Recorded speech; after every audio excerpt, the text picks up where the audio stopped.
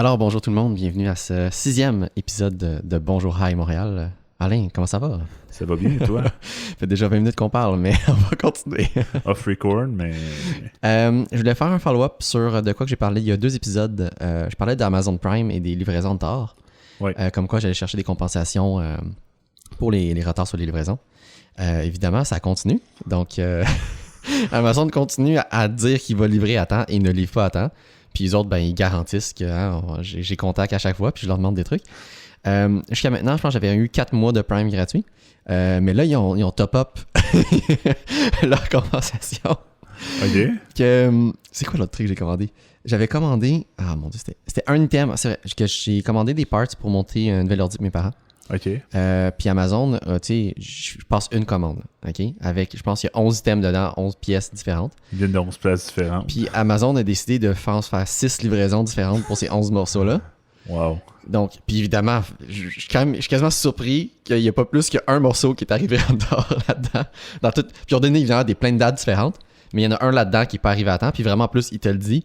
Je pense évidemment, c'est Puro Later, c'était toujours Puro Later. J'en ai un autre après aussi que c'est Puro d'ailleurs. Puro est toujours en retard? Ben, en tout cas, c'est les 2 fois que j'ai eu des retards, comme dans les 2 dernières semaines, c'était Puro.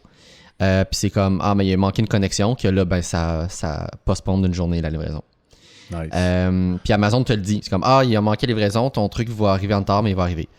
Puis Amazon te le dit que ça va arriver en retard. C'est comme, OK. Que j'ai contact.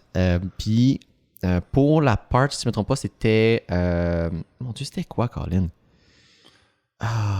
Je sais pas. C'était quelque chose qui valait... En tout cas, c'est quelque chose qui valait à peu près 100$. Puis ils ont décidé comme, OK, mais on va te donner un crédit de 50% de la valeur de l'item que tu as reçu, que tu as pas reçu en retard. C'est comme, nice. Impossible. Pour une journée, t'as économisé 50$? Ouais, juste à le checker. Je vais le checker, ouais, parce que j'ai rendu ça. Puis vraiment, en plus, c'est vraiment cool parce qu'il t'envoie un courriel pour confirmer que, tu vas avoir un remboursement partiel. Raison, retard, genre, c'est comme... Impossible. Je suis comme, OK, wow, nice. Que là, on part de comme, tu sais, ma valeur de mon Amazon Prime. Que je pense que j'ai calculé, c'est genre 7$ pour chaque mois, là. Que je suis comme, OK, cool. Que là, attends, je l'ai, hein? Ouais, 55$. 55$. Hey. Ouais. Puis la raison, c'est Goodwill Refund. Je suis comme, OK, cool. Nice. Puis, j'étais comme, ouais, là, c'est 50% de l'item. Je suis comme, OK, nice. Puis là, ça continue. Puis, il y a un autre item que j'ai commandé. Valeur de... Oh mon Dieu, c'était 200 quelque chose piastres en plus. Pas 50% de 200$. Non, tu vois, cette fois-là, ils n'ont pas été aussi généreux. Mais j'ai trouvé la valeur de cet item-là. Donc, valeur de 242. Puis, on fait comment? Ben, 10%. J'étais comme, OK, ben, ça fait 24$. C'est quasiment le triple de la valeur de mon Amazon Prime mensuel. Donc, c'est encore mieux. Ces crédits-là, ils vont pour de l'abonnement Prime. Les 2 crédits que je viens de te donner, non, ils te remboursent sa carte de crédit. Ces montants-là. Puis, t'as-tu du Prime en plus? Non, j'ai pas eu de Prime en plus. Ouais, quand même pas si J'ai pas essayé de double dip, là. Je pense que c'était... C'était assez... Quand j'ai vu 50%, j'étais comme, OK, c'est bon! on va juste... Oui, c'est ça. Je suis comme, ouais, OK, Amazon, ils veulent vraiment me garder comme customer, mais moi... Qui continue comme ça, moi, je suis content, là. Que je suis rendu... pas changer de toute façon. Là. Donc, jusqu'à maintenant, je suis rendu à 4 mois de Prime, donc valeur d'environ 30$. Et 55 plus 10... non, 55 plus 24... que là, mon Dieu, je suis rendu à quasiment 80 là. Ça va bien. Ah ouais. Moi, j'aime ça. C'est de l'argent qui rentre dans mon compte. Puis c'est vraiment drôle parce que là, le dernier que j'ai fait tantôt d'ailleurs, la personne me dit, veux-tu recevoir une carte cadeau que tu vas pouvoir recevoir dans quelques heures ou... j'imagine que c'est un code, là, ou rembourser la carte de crédit. Je suis comme, rembourser la carte de crédit, je m'en fous, là. Je vais recevoir l'argent à un moment donné, c'est pas grave. Ça va comme balancer quand je vais payer ma carte à la fin du mois, là, ça me dérange pas. Mais je trouve ça drôle. Donc voilà, c'était ça. Donc Alain, t'es sûr que tu veux pas Amazon Prime? Ouais. Mais honnêtement, je commande tellement peu, pis c'est comme une bonne chose. Il faut pas trop que je touche Amazon. À chaque fois que je touche Amazon, ça me coûte des affaires. Ben non, c'est ça. Je veux dire, on s'entend. Je pense que je suis quand même correct. Que c'est sûr que c'est la facilité de la chose, puis c'est ce que j'aime aussi de ce service-là, c'est que j'ai pas besoin de me faire chier à aller comme trouver l'affaire que j'ai besoin, sortir de chez nous, whatever, aller magasiner puis trouver l'affaire. Mais une place, je le cherche, je la jette, c'est fait, là, tu sais. Tu gagnes énormément de temps. Ouais, c'est ça que j'allais dire. C'est ça. Le danger, c'est que c'est peut-être trop facile. C'est ça. Puis je trouve que oui, je le fais de temps en temps, mais en même temps, selon moi, je suis quand même assez raisonnable. Puis oui, je sauve énormément de temps dans cette facilité de commander là. Mais tu sais, moi, le problème, c'est que c'est des trucs, tu sais, comme, je vais donner un exemple. Ouais. J'étais sur Amazon Prime, j'ai acheté des écouteurs Bluetooth. Ouais. Ils sont cool. Ils sont vraiment cool, les écouteurs Bluetooth. En plus, ils sonnent super bien. Ça fait comme 3 semaines que je les ai. Je les ai 5 fois, je les ai utilisés. OK. Tu sais, je me dis, ça va être utile, je vais l'utiliser, et finalement, je l'utilise pas. Mm-hmm. J'ai d'autres hobbies qui coûtent assez cher. Oui, mais ça, on s'en parle tantôt des hobbies d'ailleurs, que je trouve ça va être intéressant. Alors voilà, c'était ça ma petite update sur mon aventure Amazon. Puis j'imagine que je vais pouvoir continuer à en parler encore. Toujours. Amazon. J'avais un sujet que je vais te parler, Alain, une expérience que j'ai vécue. C'est pas longtemps après qu'on a enregistré l'épisode 5. Mais ça tourne autour de trucs qu'on a déjà parlé dans le passé. Donc je vais y aller là-dessus. C'était dans la même journée, dans la même séquence de je fais mon épicerie puis je vois une coupe de place. Que j'ai vu 2 trucs qui m'ont vraiment comme choqué. Ça m'a choqué. On parlait de matériaux, recyclage, impact sur l'environnement, des sujets comme ça. Puis j'ai vu des choses que ça c'est décourageant là. J'étais au Sami Fruits, donc magasin de fruits et légumes. À Laval? Je crois que c'est celui de Laval que j'étais à ce moment-là. Et j'ai vu quelqu'un qui plaçait des raisins dans un présentoir. Les raisins arrivent dans des caisses en carton, dans les sacs de plastique individuels qu'on est habitué de voir à l'épicerie, dans lesquels on prend nos raisins. Mais dans ce cas-ci, au présentoir de raisins dans le Sami, ils sortaient les raisins des sacs et jetaient les sacs pour placer les raisins dans le présentoir. Puis évidemment, ce que le monde font quand ils prennent des raisins dans un présentoir ou pas mal tous les fruits et légumes que tu trouves dans ce magasin-là ne sont pas déjà emballés, ils vont prendre des petits sacs en plastique pour mettre leurs raisins dans des sacs en plastique et partir avec leurs raisins. C'est bizarre parce que d'habitude, les places comme métro, justement, ils vont le mettre en sac. Exactement. Okay, moi, je fais comme, OK, tu es en train de me dire que tu reçois des trucs pré-emballés déjà pour que la personne puisse partir avec, mais que tu le déballes pour que la personne le remballe avec autre chose, parce que c'est pas les mêmes sacs, pour partir chez eux avec. N'importe quoi. Je fais comme, Colin, c'est comme un gaspillage de plastique. Et puis je fais comme, OK, mais c'est peut-être un cas isolé, c'est peut-être juste le Sami qui fait des trucs comme ça. Mais non, je suis arrivé au métro. Il y avait un commis qui est en train de placer des céleris dans le présentoir. Et céleri qui était déjà emballé dans quelque chose, dans un espèce de sac en plastique. Je pense que tu as déjà acheté ça, un céleri dans un sac en plastique. Oui. Bon. Ben, ils les enlevaient du sac de plastique pour le mettre sur le présentoir. Et évidemment, qu'est-ce que le monde font quand ils vont acheter des céleris au métro? Ben, ils vont les mettre dans le sac de plastique pour partir chez eux. Et j'étais comme, oh mon Dieu, c'est incroyable. J'étais vraiment découragé à niveau de ce suremballage. Je me suis même plus un suremballage, c'est comme là, c'est du gaspillage d'emballage. Des trucs arrivent déjà pré-emballés, tu le désemballes pour que le monde le réemballe avec autre chose, puis là, tu fais juste comme gaspiller 2 fois plus de plastique, puis c'est comme, oh my god. Ça, c'est sans compter des... On peut dire quasiment 1 million de K-Cups qui sont jetés à chaque jour par... Mais ça, c'était l'autre truc qu'on se parlait tantôt. Puis, mais c'est ça, juste pour finir avec l'épicerie, ça me décourage. Parce qu'on essaie de faire notre part avec nos sacs réutilisables. Je sais qu'il y a du monde, là, je parle... En général, le monde vont prendre les sacs placés épicerie. Il y en a qui vont utiliser des sacs en coton réutilisables qui vont emporter de chez eux, ce qui est très bien. Ce que peu de monde font. Du moins, ça dépend t'habites où. Là. Si on est plus sur le plateau à Montréal, j'imagine qu'il va y en avoir plus qui vont le faire. Définitivement. Mais mettons que tu sors de cet écosystème-là à Montréal, tu vas en région, banlieue, whatever, ça va être... Tu vois, moi, je suis dans le nord de l'île de Montréal, puis j'ai une épicerie 0 déchet à pied. Ah, mais c'est bon ça, c'est bon. Puis justement, on a acheté des sacs en tissu. OK. Puis je trouve ça super cool, comme à la place d'apporter des... Tu sais, mettons, t'apportes un muffin mammouth du Costco. Je l'ai mis dans mon sac en tissu. J'avais bien du fun. Muffin mammouth. J'adore ça. J'ai jamais appelé ça comme ça. T'as jamais appelé ça comme ça? Ah, je trouve ça tellement drôle. Ça, c'est... parlant de suremballage, Costco, c'est le kingpin du suremballage. Je pense pas que c'est si pire que ça. J'ai vu pire que ça. Moi, j'ai acheté justement un cadeau à un ami, un alcotest. Je pense qu'il y a... Écoute, il y a un emballage de 1 pied par 1 pied en carton autour de la pétanque. OK. Ouais, mais ça, une espèce d'emballage comme Costco, sur gros, là, comme pour une petite affaire, là. Ouais. Ouais, ça, c'est classique Costco. Mais je pense pour moi, le top du suremballage, ça reste, mettons, IGA Métro, quand ils mettent des fruits dans un casseau de tire-mousse emballé dans le cellophane, là. Pour moi, ça, c'est le summum. Ça, c'est comme, qu'est-ce que tu fais là? Qu'est-ce que tu fais là? T'sais, on comprend que le monde achète ça en casseau, mais merde, c'est... Ouais, pour moi, ça, c'est le summum. C'est épouvantable, là. J'ai moins de la misère avec le suremballage quand c'est du carton que c'est du plastique, mettons, là. Mais oui, il y a des trucs, des fois, que je reçois... on parlait d'Amazon tantôt, il y a des trucs que tu reçois d'Amazon, puis c'est comme... OK, ben là, t'as l'affaire qui est dans une boîte de carton, que la boîte de carton est râpée dans du plastique, dans une boîte qui est avec des sacs de bulles. Là. Oh, oui. Des fois, c'est avec du papier craft, parce que OK, cool, le papier craft, même ça, tu peux le réutiliser, faire autre chose avec, c'est cool. Ouais. Les sacs de bulles, tu fais fort avec ça. Puis dans une boîte de carton avec le wrapping de la boîte elle-même, là. Ça, c'est le summum. Les bulles, là. Puis surtout, ils en mettent des bulles, là. Ils aiment bien ça. Ils aiment bien ça. Moi, je m'amuse à piler dessus. Ah, c'est bon, ça. J'aime... Mais en fait, OK, le plus drôle que j'ai fait avec sac de bulles, pour vrai, qu'est-ce que tu veux faire d'autre avec ça?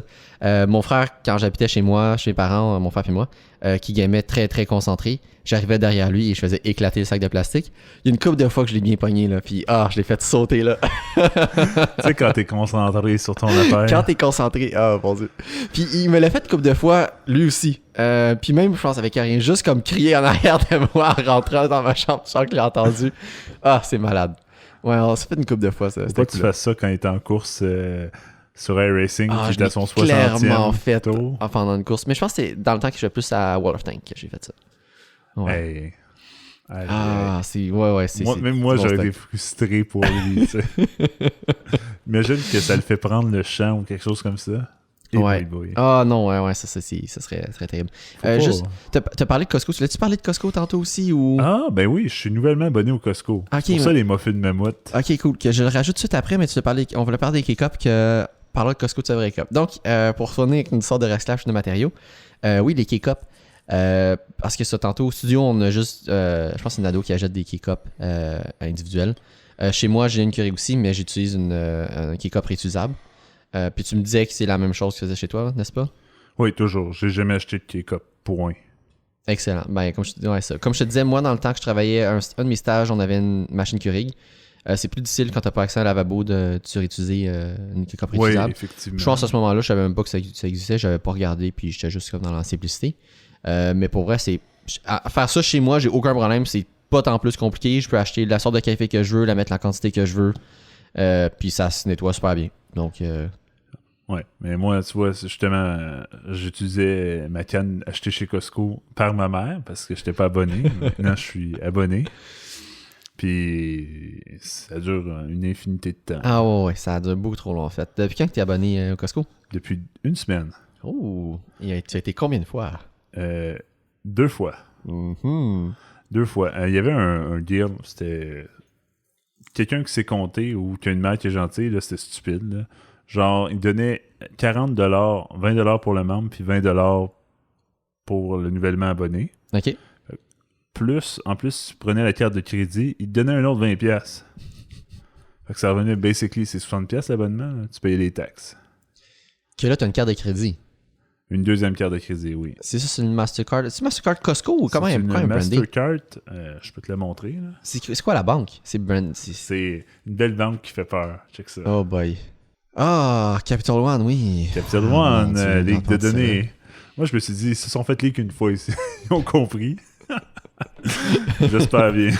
Oh mon Dieu. OK. Mais ce qui est intéressant avec ça, c'est que moi, avec mon nouvel emploi justement à Laval, on en parlait le dernier podcast, je passe à côté du Costco tout le temps. Ouais, c'est vrai. Je vais commencer à gazer là à la place. Mais oui, pour l'essence, juste ça pour quelqu'un qui a une voiture, c'est quand même quelque chose de très avantageux. Là. L'essence qui est comme en moyenne 10 cents moins cher qu'à Montréal à côté de chez nous. Tu sais. 10 cents? Ben moi, c'était ça quand j'ai gazé hier. Colin, OK. C'est bien, c'est bien. Puis en plus, tu rajoutes un 2% parce que tu as la carte de crédit. Tu as une remise. Tu as une remise sur l'essence de 2%. Là, j'étais comme... 2% ou 2 cents? 2%. 2%? Ouais, wow, OK. J'étais comme, mais pourquoi pas, tu sais? Mais tu as eu le membership quasiment gratuitement, donc dans ce cas-ci, c'est très intéressant. Mais tu sais, même pour à payer les memberships réguliers, je trouve que je vais le rembourser vite, juste avec l'essence. Ouais. Puis mais les poulets tout cuits, ça c'est imbattable. C'est combien chez Costco? C'est 8$. Ça a toujours été 8$. Mais c'est le même prix qu'un peu partout, non? Mais non. Chez Metro, c'est 14$. Oh, OK. Ah non, je pense que je mélange avec Walmart. Mon frère travaille à Walmart. Walmart était dans les moins chers de la gamme. Ouais. Mais mettons, je vais au marché Métro, là, le même poulet, il est genre 14$. OK. Je me rappelle, j'avais acheté 2 poulets à un moment donné pour un chalet qu'on avait fait. Faire des club sandwich d'ailleurs. Puis oui, c'était un très bon prix. pour justement, une des bonnes raisons des bonnes choses que j'utilise Costco, c'est vraiment pour acheter en bulk, d'ailleurs pour le chalet, qui est comme une des bonnes places, une coupe de trucs, là, ça vaut vraiment la peine. Il faut regarder. Donner un bon exemple, là, on a acheté des pâtes. Mm-hmm. J'ai fait mes calculs après achat, puis ça revenait à pas tant non, c'est ça. pas cher. Là. De manière générale, Costco régulier n'est pas tant avantageux. C'est ça. Il faut que tu achètes spécial chez Costco pour que ça vaille la peine.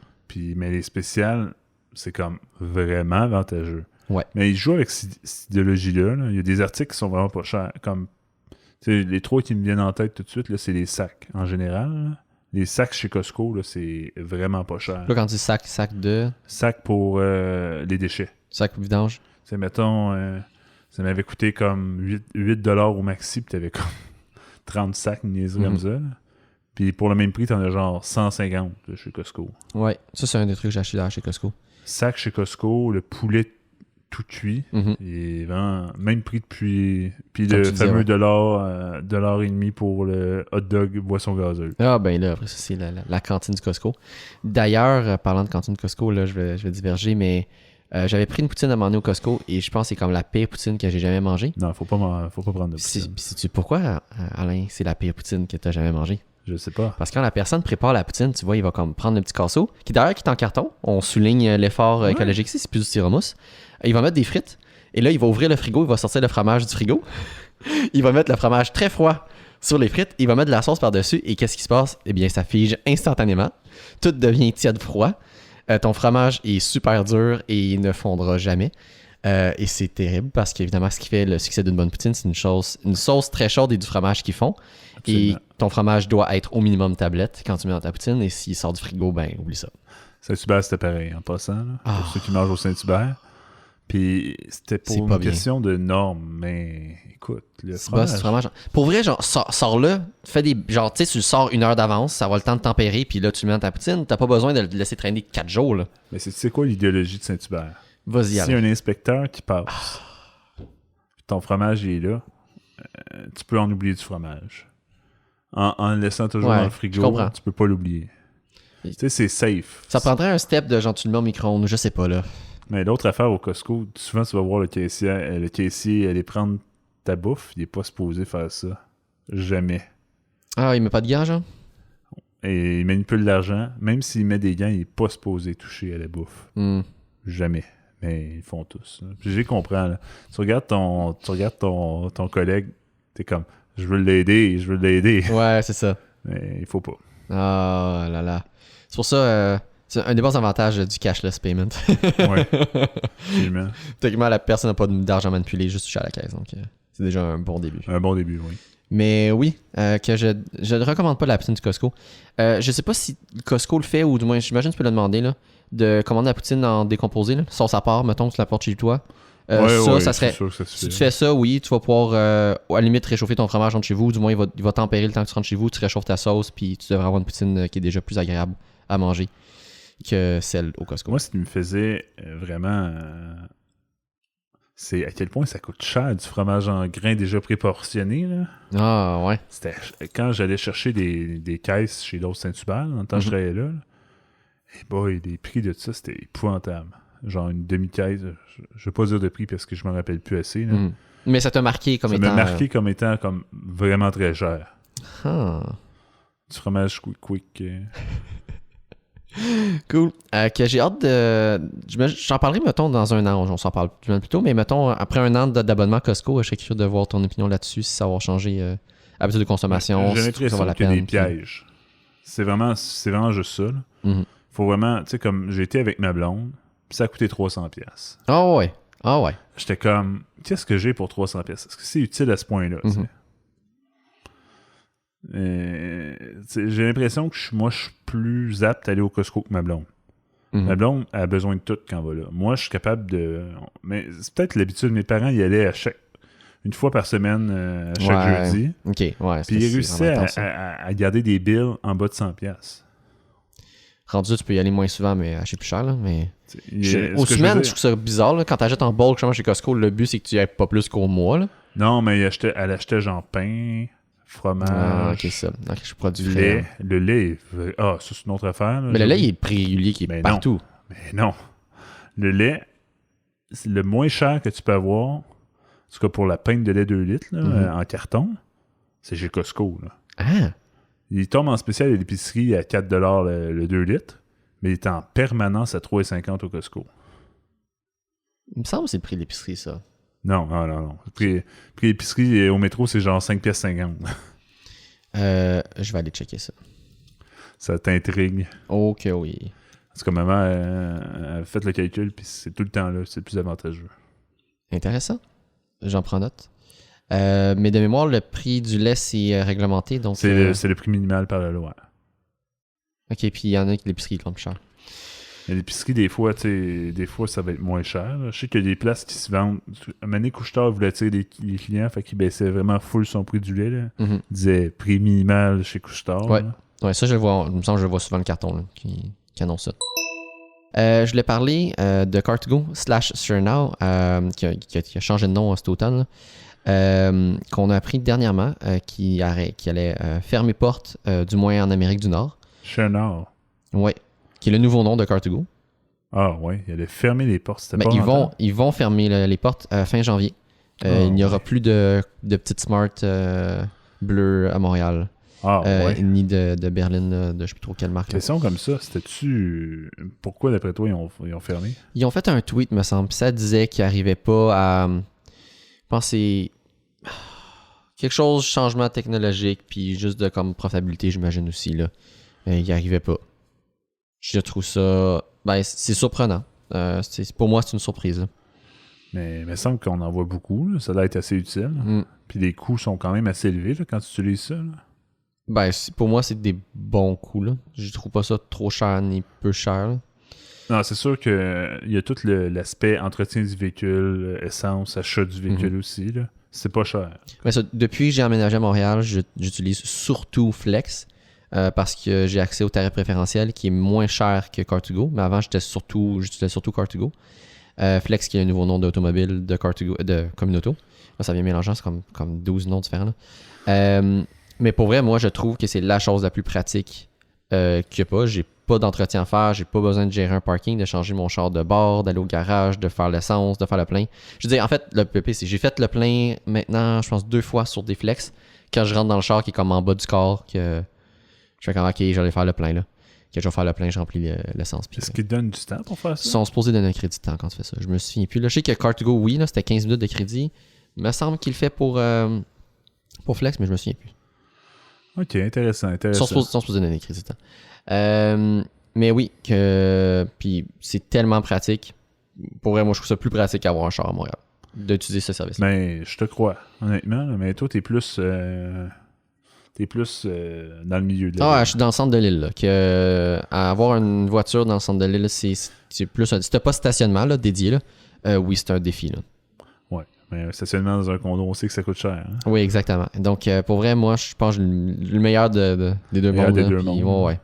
Puis ça va très bien. Le transport à Montréal, en commun du moins, là, c'est vraiment pas si mal. Oui, on s'entend. Là. Je le fais pour, mettons, faire l'épicerie, aller chez Costco, des trucs comme ça. Là. Mais sinon, temps normal. Dans l'autobus, je suis venu au studio cet après-midi, une tempête. Une bordée de neige, c'est pas une tempête, là, c'est une bordée normale.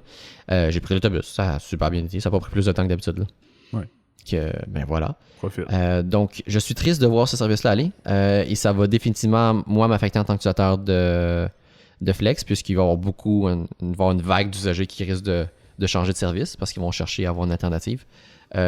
Communauto a déjà fait un statement qui dit qu'il allait ajuster la flotte de véhicules, mais mon impression, c'est que ça va être clairement insuffisant, surtout au début. Donc, on va voir qu'est-ce qui va se passer avec ça. Je pense qu'il va y avoir un manque à gagner. Ah oui, définitivement. Là. Il va y avoir comme une surdemande là, au début versus l'offre là, qu'il y a. J'aurais peur qu'il ait tendance à tomber dans le piège d'augmenter les prix. Là. Ben, il pourrait le faire facilement au début pour justement essayer de contrer l'effet. Là. Si vraiment l'effet est notable. Là. Ça coûte combien de louer une voiture? Là, tu parles comme une auto, mais Flex. Là? Ouais, Flex. Je veux louer une voiture pour 20 minutes. Parce que Car2Go ont amené par la suite un tarif qui module selon l'achalandage et selon le type de véhicule que tu as. Flex n'a pas ça, c'est un tarif qui est fixe. Moi, peu importe la demande. Peu importe la demande, exactement. C'est ça. Donc, c'est 40 cents la minute. Donc, Car2Go a un tarif qui est moins cher. Je pense que c'est un 38 cents la minute en temps normal. Mais par contre, moi, en étant en membre payant, là, j'ai vraiment un membership que je paye un montant à l'année. Chez Communauto, j'ai accès à un 35 cents la minute sur ma tarification flex. Donc, déjà là, j'ai un rabais de plus.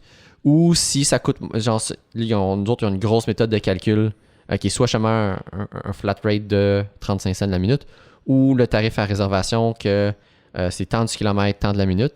Puis ils vont me charger le moins cher des deux. Ah, c'est cool. Donc c'est très très le fun pour ça. 40 cents la minute. Exactement. T'arrêtes à un coin de rue, tu perds 20 sous, tu sais. Ah ouais. Dans ta lumière. Mais tu vois, des petits déplacements que je fais, mettons, j'ai du stock à ramener du studio à chez nous, vice-versa, c'est 10 minutes flush, ça va me coûter 3 et quelque chose parce qu'ils te chargent 1$ pour l'assurance à chaque trajet que tu fais. Donc c'est un 2 et quelque chose plus 1$, donc ça va être 3 et quelque chose. Mettons 3,50 un déplacement. Peine, c'est super le fun. Ça vaut la peine, faut juste les trouver. Exactement. Ouais, ça, des fois, il y a quelques fois que j'ai pris un autobus ou le métro pour aller chercher une flex, il y en a vraiment comme pas proche de où l'endroit que je pars. Mais je le fais, puis c'est pas un problème. Puis comme je dis, une fois que j'ai plus besoin du véhicule, je la laisse n'importe où. Puis je vais vaquer à mes occupations. C'est ça qui est le fun. Oui, tu as des vignettes universelles qui fonctionnent partout sur l'île. Et ça, c'est malade. Puis y a-tu une limite comme Car2Go de territoire? Oui, pour le territoire que tu redonnes la voiture, là, que tu te la déposes, oui, il faut que tu restes dans le territoire qui est défini. Moi, si j'ai un truc à chialer sur Communauto, c'est que pour Flex, ils offrent un abonnement qui, je ne me trompe pas, qui est 50$ par mois, qui donne accès à des déplacements illimités d'une durée de 30 minutes. Donc, tu as le droit de faire autant de déplacements de 30 minutes et ça te coûte rien pour 50$ par mois. Et ça, ce que ça fait, c'est que les véhicules, la semaine, le monde vont travailler avec. Et tu as une grosse masse de véhicules qui se déplacent tout le temps, ce qui fait que, en plein milieu de la semaine, mettons en périphérie. 50$, 30$, mais ça me c'est très bon, là. Ça n'a pas de sens. Je trouve ça trop bon comme deal. Et tu payes-tu l'assurance? C'est une bonne question. Si tu as $1 de plus, c'est une bonne question, ça. Ouais, ça doit, là. J'ai aucune idée, j'ai pas l'abonnement, puis je me rappelle pas l'avoir lu. Mais ça n'a pas de sens, 30 minutes. Ouais. Mais tu peux pas le dropper n'importe où, il faut que tu sois dans la zone. Honnêtement, travailler dans un endroit où est-ce que justement le parking est difficile, là, go for it, là. Tu sais, tu t'en vas dans le temps. Okay, c'est 60$ par mois. Je m'excuse. Puis le prix il va diminuer un peu si tu as d'autres abonnements chez. Genre. Mettons, moi, je pense que je peux l'avoir 50. Genre. C'est ça, c'est pour ça que je me mélangeais. Colin, ça peut être efficace. Ton meilleur moyen de transport pour se rendre à ta job en hiver, mm-hmm. Tu fais clairement en bas de 30 minutes. Tu as un crédit de 20 minutes si tu passes si tu fais un plein d'essence. Il est écrit là. Bon, 20 minutes, c'est quand même très bon. Ça me prend moins de temps que ça faire le plein. Et moi aussi. Mais ça dépend. Tu vois, à date, mes déplacements, je m'arrange pour comme la station d'essence est sur mon chemin. Puis le temps que je rentre, puis que maximum 10 minutes, mais c'est 5 minutes, moi, selon moi, le plein. Tu sais, mettons, moi, c'est justement, je commence à vivre ça, là, Costco. Oui. Costco à Laval. Non, mais là, t'as un line-up, là. Oui. Ah, le monde va le gazer, là. Oui, mais il est moins cher. Il est vraiment moins cher, tu sais. Non, c'est le fun. Puis, soit, mettons, pour l'essence, avant, c'était une méthode de broche à foin, là. Fallait que tu prennes une photo, même prendre une photo, que tu laisses la facture, tu remplis un bon de dépenses ou whatever. Maintenant, tu as la carte de crédit dans le char, tu laisses la facture dans le char, puis tu n'as rien à faire. Là. Car2Go. Ouais, Car2Go était les premiers à faire ça, d'ailleurs. Là. Donc, ça fait vraiment beaucoup de sens. Là. Oui. En plus, tu peux, je suis sûr, avec Visa ou des Mastercard, il y a de genre dire cette carte-là ne sert que à faire des c'est littéralement ça. La carte, tu vois, c'est un truc, je sais pas comment elle appelle, là, c'est. Ah, mon Dieu, Fuel Fleet ou quelque chose comme ça. Là, il y a un nom vraiment, comme tu vois, que c'est un truc pour l'essence. La carte fonctionne uniquement à la pompe et un maximum de 50$. C'est ça. C'est juste ça. Ils ont vraiment comme quelque chose qui est vraiment pour ça spécifiquement. Puis en plus, il faut que tu unlock la carte, puis ils t'envoient un PIN unique pour utiliser la carte. OK. Donc, c'est vraiment comme le cadre est là, puis genre, puis ça marche bien. J'ai pas eu de problème à date pour le faire. Fais accent d'air. Non, mais là, je parlais pour Flex. Okay. J'imagine que Car2Go, c'est la même chose, mais tu vois, je me rappelle pas l'avoir fait pour Car2Go. Je pense que je l'ai déjà fait, mais j'ai vraiment pas de souvenir comment ça marche. J'imagine que c'est quelque chose de très similaire. Mais les règles que je viens de te donner, c'est pour Flex. That's it. Hey, mais j'en reviens pas à 30 minutes gratuit. Il me semble que ça n'a pas de sens. Ça. Je sais, mais comme je dis, puis moi, j'aime pas ça parce que, mettons, je suis la semaine, j'ai des rendez-vous, whatever, puis mettons, je pars pas le matin avant 7h, là, ben, tous les véhicules qui sont normalement en périphérie du centre-ville, mettons, dans mon quartier ou même plus au nord, ben, il n'y en a plus. Ils sont tous pris rapidement, puis ils s'en vont tous vers le centre-ville, en moyenne, là, de manière générale. Puis, pour moi, c'est un problème, parce que justement, ça va briser l'offre de service, parce que là, tu vas perdre ton espèce de spread que tu as normalement un peu partout. Ouais. Puis, je trouve ça vraiment dommageable d'avoir ça. Pour moi, c'est pas une... Tu sais, d'un point de vue, pour Communauto, je pense pas que c'est un bon deal. Puis pour moi, en tant qu'usager aussi, à part ceux qui s'en servent pour aller travailler, qui je trouve qui est une pas bonne chose, puis là tu brises le principe, je trouve, moi, de l'affaire environnementale de ça. Pour moi, en tant qu'usager qui ne profite pas de ça, ben moi aussi, ça me pénalise parce que ça enlève mon offre. Mais tu sais, comme une auto, c'est le principe d'une auto à temps partiel. T'sais, tu payes pour quand tu as besoin d'une auto. Ouais. Que d'avoir un truc comme ça, mais là, c'est plus à temps partiel. Non, c'est rendu ton déplacement. Là. Ouais. Ça... Mais moi, je trouve ça vraiment... Je comprends pas pourquoi ils ont... Ouais, j'ai de la misère à voir la justification de ce stuff-là. Tu pourrais littéralement aller... À la fin de semaine, tu te prends, tu vas faire ton épicerie, tu reviens, ça t'a rien coûté. Mm-hmm. Tu peux aller faire ton épicerie à tous les jours. Oui, c'est ça. Prendre ton... Ça... Tu peux vraiment t'amuser, là. Ah oui, absolument. Aïe. Ouais. J'ai un peu de la misère avec ce truc-là, puis je le vois la semaine, c'est un problème. Au moins, dommage général à la fin de semaine, ce n'est pas un problème, mais la semaine, c'est un gros problème. Là. Et je trouve ça vraiment... Ouais, moi, je trouve ça plate. Donc, c'est comme ma petite rancune par rapport à ça. Mais sinon, j'adore le service. Et ça va très bien. Puis ça. Puis j'ai un peu peur par rapport à Car2Go, mais j'ai hâte de voir ce qui va se passer. Moi, j'ai pris une couple de fois Car2Go, puis je trouvais ça bien, mais je trouvais ça... Mais tu sais, c'est sûr que quand tu as une voiture, pourquoi tu prendrais Car2Go? Oui, c'est ça. Dans ton cas, toi, ça va être super rare. Tu sais, je l'avais pris comme 2-3 fois, justement, genre, on était dans un bar X, Mm-hmm. Il fallait se rendre jusqu'au bar Y, puis j'avais pas d'auto. C'est quand même une situation très précise, ça. Tu sais, c'était très, très, très spécifique. C'est ça. Que toi, tu t'en serviras jamais pour aller travailler, tu t'en serviras pas pour aller faire ton épicerie, t'as ton auto. Ouais, je comprends, c'est ça. Donc, Tu sais, je suis dans une situation... Tu sais, j'étais à Montréal, mais j'ai mon parking chez nous. Mm-hmm. Ouais, en plus. Donc, t'as pas ce problème-là. Donc, pour ceux qui n'ont pas de voiture, qui cherchent des moyens de se déplacer, je recommande Flex. Communauto aussi fonctionne bien, mais ça sert sa réservation. Puis dans mon cas, même la fin de semaine, je préfère utiliser un Flex parce que je trouve le principe de réservation trop contraignant. Puis même, mettons, de fin de semaine, je vais dans un chalet. Genre, je le ferais, mettons, par Car2Go parce que là, ça vaudrait la peine de faire une réservation par Communauto parce que je fais une réservation tout. Mais en même temps, il faut vraiment que je sache l'heure que je reviens. T'sais. Je ne vais pas comme me revenir en retard. Que non, Flex, même faire mon épicerie, je trouve ça plus pratique. Parce que j'ai pas besoin de savoir comme combien de temps ça va me prendre, là s'il y a du trafic, il faut que je me donne un buffer, puis nanana, puis c'est comme bon. Non, ça vaut pas la peine. Ça marche comment le principe de réservation pour conclure rapidement? Là? Tu dois réserver la date et heure de ton début, date et heure de fin. Là, tu vas Avec vraiment. Un lieu, puis là, tu choisis un des véhicules, puis il va te dire ceux qui sont disponibles pour cette plage de temps-là, puis là, tu vas avoir un véhicule assigné à toi, qui est dans un stationnement. Personne peut te le voler. Là. Personne peut te le voler, puis il faut que tu le retournes à cette place-là quand tu as fini. Okay. Fait que c'est cool si tu as un stationnement comme une auto à 2 coins de rue de chez toi. J'en ai un qui est très proche, j'en ai un autre qui est proche. Puis je l'ai utilisé une fois et ça n'a pas été une bonne expérience pour moi. Puis je trouve ça trop contraignant. Le flex, de manière générale, même s'il faut que je cours après un char au début, il faut que j'en trouve un. Là. Je trouve ça plus pratique de faire ça que de faire que tu le vas n'importe où puis tu te fais pas chier. Ouais, puis j'ai pas besoin d'essayer de prévoir d'avance à quelle heure vraiment je vais pouvoir être prêt à aller le chercher et à quelle heure je vais aller l'emporter. OK. Mais merci pour ce beau résumé des produits et services de Montréal. Ben, ça fait plaisir. On a parlé tantôt des hobbies qui coûtent cher et donc des passe-temps, si on veut le dire en français. Alors, Alain, tu semblais avoir quelques items à mentionner. Alors, je vais t'écouter pour commencer. En partant, je peux y aller en ordre. Je vais y aller en ordre qui coûte le plus cher au moins cher. OK. Bon, définitivement, le plus cher, c'est ma moto. Ouh! Définitivement. Parce que c'est un véhicule de plaisance pour l'été seulement. Là. Mais, je dis ça, c'est plus ou moins... Dans mon cas, c'est aussi un moyen de transport. OK. Toi aussi, j'ai l'impression...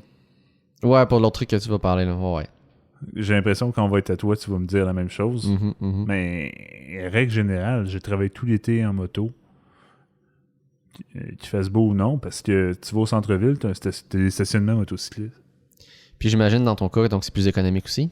Ça dépend des motos, mais dans mon cas, faire un calcul simple, c'est moitié moins cher qu'un véhicule. OK, mais déjà, c'est intéressant ça. Puis ça pourrait être plus, mais généralement, quand tu as une moto, tu as tendance à, je veux dire des termes à la batte, là, à utiliser plus l'accélérateur de façon moins irresponsable. On va dire comme ça. Mais même en étant rough sur l'accélérateur, c'est moitié prix que l'auto, en ville. Ça, c'est définitivement le plus cher. Après ça, ben il y a tout ce qui est son. Ça coûte cher, le son. Écouteurs, DAC, amp. Alain, est-ce que tu te décris comme un audiophile? Oui, définitivement. Et cette passion coûte très cher. Pour vrai, j'ai déjà lu sur le subreddit, je m'ai déjà parlé de ça, de setup qui était et tout, puis je sais pas si c'est moi genre qui est vraiment comme... J'aime ça écouter de la musique et j'ai des setups vraiment cheap. Pour vrai, mes setups de son pour écouter de la musique. J'ai des écouteurs, en plus, j'ai les mêmes écouteurs à job que ceux-là qui sont comme corrects. Chez nous, j'écoute de la musique sur un speaker Bluetooth. Au studio, j'ai un vieux système de son où des fois la basse débarque, faut que je donne un coup de pied dessus pour que ça rembarque. Tu sais, c'est ça mes setups de son. C'est comme... Ou genre, quand je regarde la télé, ben c'est les speakers on-board de la télé pour écouter du son, là. Tu sais, c'est des setups vraiment boboches, là. On va se dire, ton on-board, c'est un on-board de télé qui est pas fait pour sortir du son, là. Ah non, c'est ça, là. C'est une télé ça prend une télécommande spéciale. Mais ouais, mais ça, c'est les TV commerciales, mais ça, c'est comme toutes les TV flat screen comme ça. T'as un son que t'as une résonance, là, qui fait résonner le plastique, là, quand t'atteins ce niveau-là, là. Ben, celle-là aussi, elle l'a. Aïe. Ouais, c'est des questions. Moi, le problème, ça partit de mon père et son système de son. Donc, toi, t'as quelqu'un dans ton entourage qui t'a... mon père a un système de son à plusieurs milliers de dollars. Ouh là là. Puis là, quand tu réécoutes sur d'autres choses, tu te compares toujours à ça. C'est ça le problème.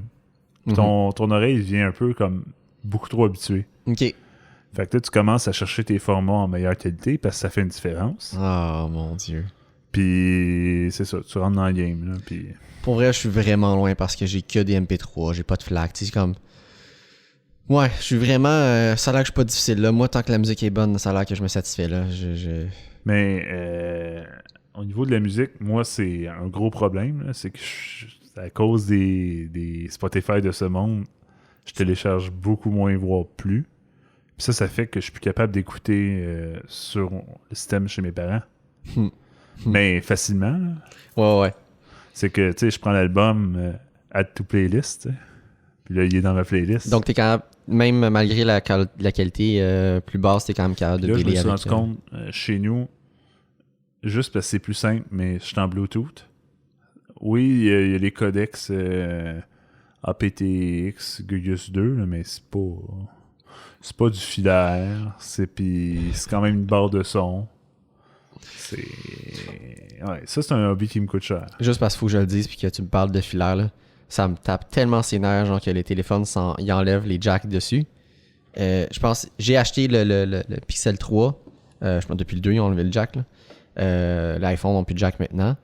Ça me tape ses nerfs. Pour vrai, s'il y a une affaire, je le savais en l'achetant, je fais comme, je vais dealer avec. Je me fais chier à chaque fois que je veux brancher quelque chose dessus. Je traîne le dongle sur moi, là, OK? Mais oui, puis tu me pointes que toi t'en as un là. C'est quoi déjà le téléphone que t'as? S10e, le dernier bon des Samsung. Okay. Parce que le 11, ils ont déjà câble que c'était fini. Ah, puis pour vrai, ça me tape ses nerfs. Ça me frustre vraiment beaucoup qu'ils ont enlevé les fucking jacks des téléphones. Genre, pourquoi? Patrick sort le F-word. Ah non, mais pour vrai... Première fois en 6 épisodes. Mais pour vrai, pourquoi ils ont... Genre, je ne vois que des désavantages à ça. Le format. Puis t'es bien plus... quand t'as juste un port isolé, puis c'est ton port de chargement. Puis moi, je le cale d'avance. Le prochain iPhone ou dans 2 iPhones, il n'y a plus de port de je sais, il y a plusieurs rumeurs qui parlent de ça. Ça aussi, j'ai bien hâte de voir ce qu'ils vont faire avec ça. C'est plus besoin. Là. Les protocoles, tu peux... Mettons que tu as vraiment beaucoup de data. Là. Tu construis un protocole... Non. Je sais, Alain. Mais pour les jacks, là. Genre, mes usages, c'est ça. Je veux le brancher sur un système de son. Une physique, là, quelque chose de câblé. C'est ça. Je vais le brancher, c'est comme, ok, mais attends, je vais sortir mon dongle de mon sac, je vais le brancher. Je veux brancher des écouteurs que j'ai filaire. J'ai encore sur du filaire à job. Puis là, je veux, mettons, faire un appel ou quelque chose, écouter quelque chose sur mon téléphone. Ah, mais là, je dois sortir mon dongle. Je vais être dans une voiture ou que genre un char de location. Ah, il n'y a pas Bluetooth dessus, mais je veux brancher un jack dessus. Je peux pas, il faut que je sorte mon dongle. Ouais. C'est frustrant. Genre, cette technologie, je peux pas appeler ça technologie. Pour moi, c'est tellement que c'est ancestral, mais genre, ça fait tellement longtemps que c'est là et que ça fonctionne tellement bien. Puis ça n'empêche pas d'avoir des téléphones waterproof. Là. Ils ont waterproofé ce connecteur-là. Là. What the fuck? Pourquoi? C'est tellement. C'est ça. Je trouve ça tellement. C'est une optimisation qui est pour moi inutile, genre, qui est vraiment. On perd un aspect fonctionnel qui était en tout cas, moi, dans mes use cases, genre, vraiment fonctionnel. Je sais qu'il y a du monde qui ont switché complètement sur du wireless. Tant mieux. Mais si je veux continuer à avoir du filaire, pourquoi est-ce que Laisse-moi le choix encore. T'sais. C'est ça, exactement. Ouais, je suis d'accord là-dessus. Que j'aurais pas dû acheter le téléphone parce qu'il n'y avait pas de jack, puis j'aurais dû protester en cette non-achat, mais j'avais un move à faire, puis pour moi, c'était le compromis. Un S10e? Ouais, non, tu vois, dans mes critères Android, là, mes critères de téléphone, avoir Android vanille est plus important que d'avoir un jack, ça a l'air. Ok, bon. Tu vois, moi, mais je suis habitué avec l'écosystème Samsung, ça aide pas, là. Ok. Mais, ouais, bref. Mais ils se sont améliorés, hein. On peut retourner sur les Gugus qui coûtent cher. Mon téléphone me coûte cher. Ah, mais c'est le fun. Ben, justement, juste finir avec ce que tu disais. Et Samsung se sont améliorés beaucoup au niveau de oui, absolument. De la surcouche OS qui ont justement diminué, là, qui ont... Puis d'ailleurs, c'en est même un problème parce que j'apprécie des features que je cherche dans le vanille. Ah. Moi, surtout les iPhones, là, c'est terrible. Je trouve que accéder aux settings, là, il peut être n'importe où. Puis ça dépend des iPhones. Il y en a qui le mettent dans l'écran d'accueil, il y en a qui le mettent dans le dossier de settings. Puis il n'y a pas de façon. Moi, je drop down le menu, je clique sur la wheel. Voilà, j'ai les options. Intégrer ça, plus l'autre affaire, j'aime beaucoup. Je pense qu'ils l'ont rajouté dans le vanille, mais ils ne l'avaient pas avant. C'est que Samsung indexe toutes les settings. OK. Tu as une recherche dans tes settings. Oui, maintenant, il y a ça dans Android vanille. Là. Vanille, mais ils ne l'avaient pas avant. Puis ça, c'est un feature que je trouvais essentiel. Ouais, tu vois, tu as un search en haut. Puis tu peux chercher... Mais oui. C'est un truc que moi, je pense que j'ai commencé à avoir d'abord dans certains logiciels programmation, la suite JetBrains, qui ont commencé à faire ça. Tu ouvres les settings, puis tu as comme... Pour vrai, là, tu as comme des catégories de sous-catégories de settings, puis tu as tellement d'affaires là-dedans que tu cherches tes settings. Puis, c'est le fun. Tu trouves ce que tu veux et tu vas faire la setting. Encore mieux, tu as maintenant aussi dans ces mêmes logiciels-là un Find Action que, mettons, tu as plein de menus. Là. Ben, tu fais tout ce menu spécial-là que tu cherches la fonction que tu veux et tu l'exécutes avec un truc de recherche et c'est super. Ouais. Mais, pour aller, on va retourner à nos moutons. Oui, cellulaire. Et là, tu vois, cellulaire, mon employeur, il paye la moitié de ma facture. Fait que c'est... Du téléphone ou du forfait? Du forfait. Qui inclut le téléphone, j'imagine, dans ton cas? Si tu inclus un téléphone dedans, il va te payer le téléphone. C'est ça que ça veut dire. Fait que ça encourage à prendre des forfaits avec téléphone. Oui. Puis c'est 50%. Y a-tu un plafond? 50%? Je pense que le plafond, c'est genre 120$. Puis ça, c'est... Fait qu'il va maximum donner 60$ par mois. C'est ça, ok, ça, je sais. Parfait. Jusqu'à une concurrence de 60$ par mois. C'est quand même très bien, ça. C'est très bien du tout. Ouais. Mais tu sais, moi, on dirait que c'est mental, là, mais il faut pas que ça me coûte plus que 100$ par mois. Incluant le cellulaire. Là. Puis tu vois, moi, ma grosse dépense à ce niveau-là, c'est pas mon téléphone. Mon téléphone, en fait, c'est pas vrai. Mon téléphone, je l'ai acheté retail directement chez Google, donc j'ai payé plein prix. Il y avait un rabais 300-400$ dessus, donc qui valait super la peine. Mais j'ai payé le prix, j'ai acheté quand même un prix honnête, là. Oh, ouais, mais ça reste que ça m'a coûté un bon 600$ là, le téléphone. Là. C'était pas plus, là. Je me souviens plus exactement. Tu sais, c'est dispendieux, c'est beaucoup d'argent. Mais mon forfait de téléphone, là, ça me coûte, c'est 35 plus taxes. C'est ça mon forfait de téléphone. C'est dans le très bas. Là. C'est un super bon prix, puis je suis rendu à 3 gigs à ce prix-là. 3 gigs, 35$. Ouais. T'as-tu infini minutes ou t'as des minutes? Infini minutes, infini SMS. C'est infini tout et 3 gigs de données. Ah, c'est excellent. Tu vois, comme là, moi, je suis rendu avec un forfait fidélité, whatever, j'étais à 75$ par mois. Incluant le téléphone. Ça, toi, t'as un téléphone là-dessus. C'est ça. Pour ceux qui se magasinent des téléphones, il y a 2 vraiment temps critiques pour acheter ces contrats. C'est dans le temps de Noël, Boxing Day et Back to School. Oui, c'est vrai. Ça, c'est vrai. Ça aussi, souvent que j'ai vu les forfaits de Kudo en spécial. C'est Back to mois School. d'août, septembre. Là. Ouais. Exactement. Ouais. Moi, j'achète toujours dans le Back to School. Mm-hmm. Que ce que je racontais à je sais plus trop qui, probablement ma mère par rapport à ça, c'est vraiment ce qui est vraiment chiant des téléphones, puis ce qui coûte cher des téléphones, c'est techniquement, tu veux un device qui est maintenu à jour. Oui. Et dans le meilleur des mondes, Google garantit des téléphones qui vont être maintenus pendant 2 ans au minimum.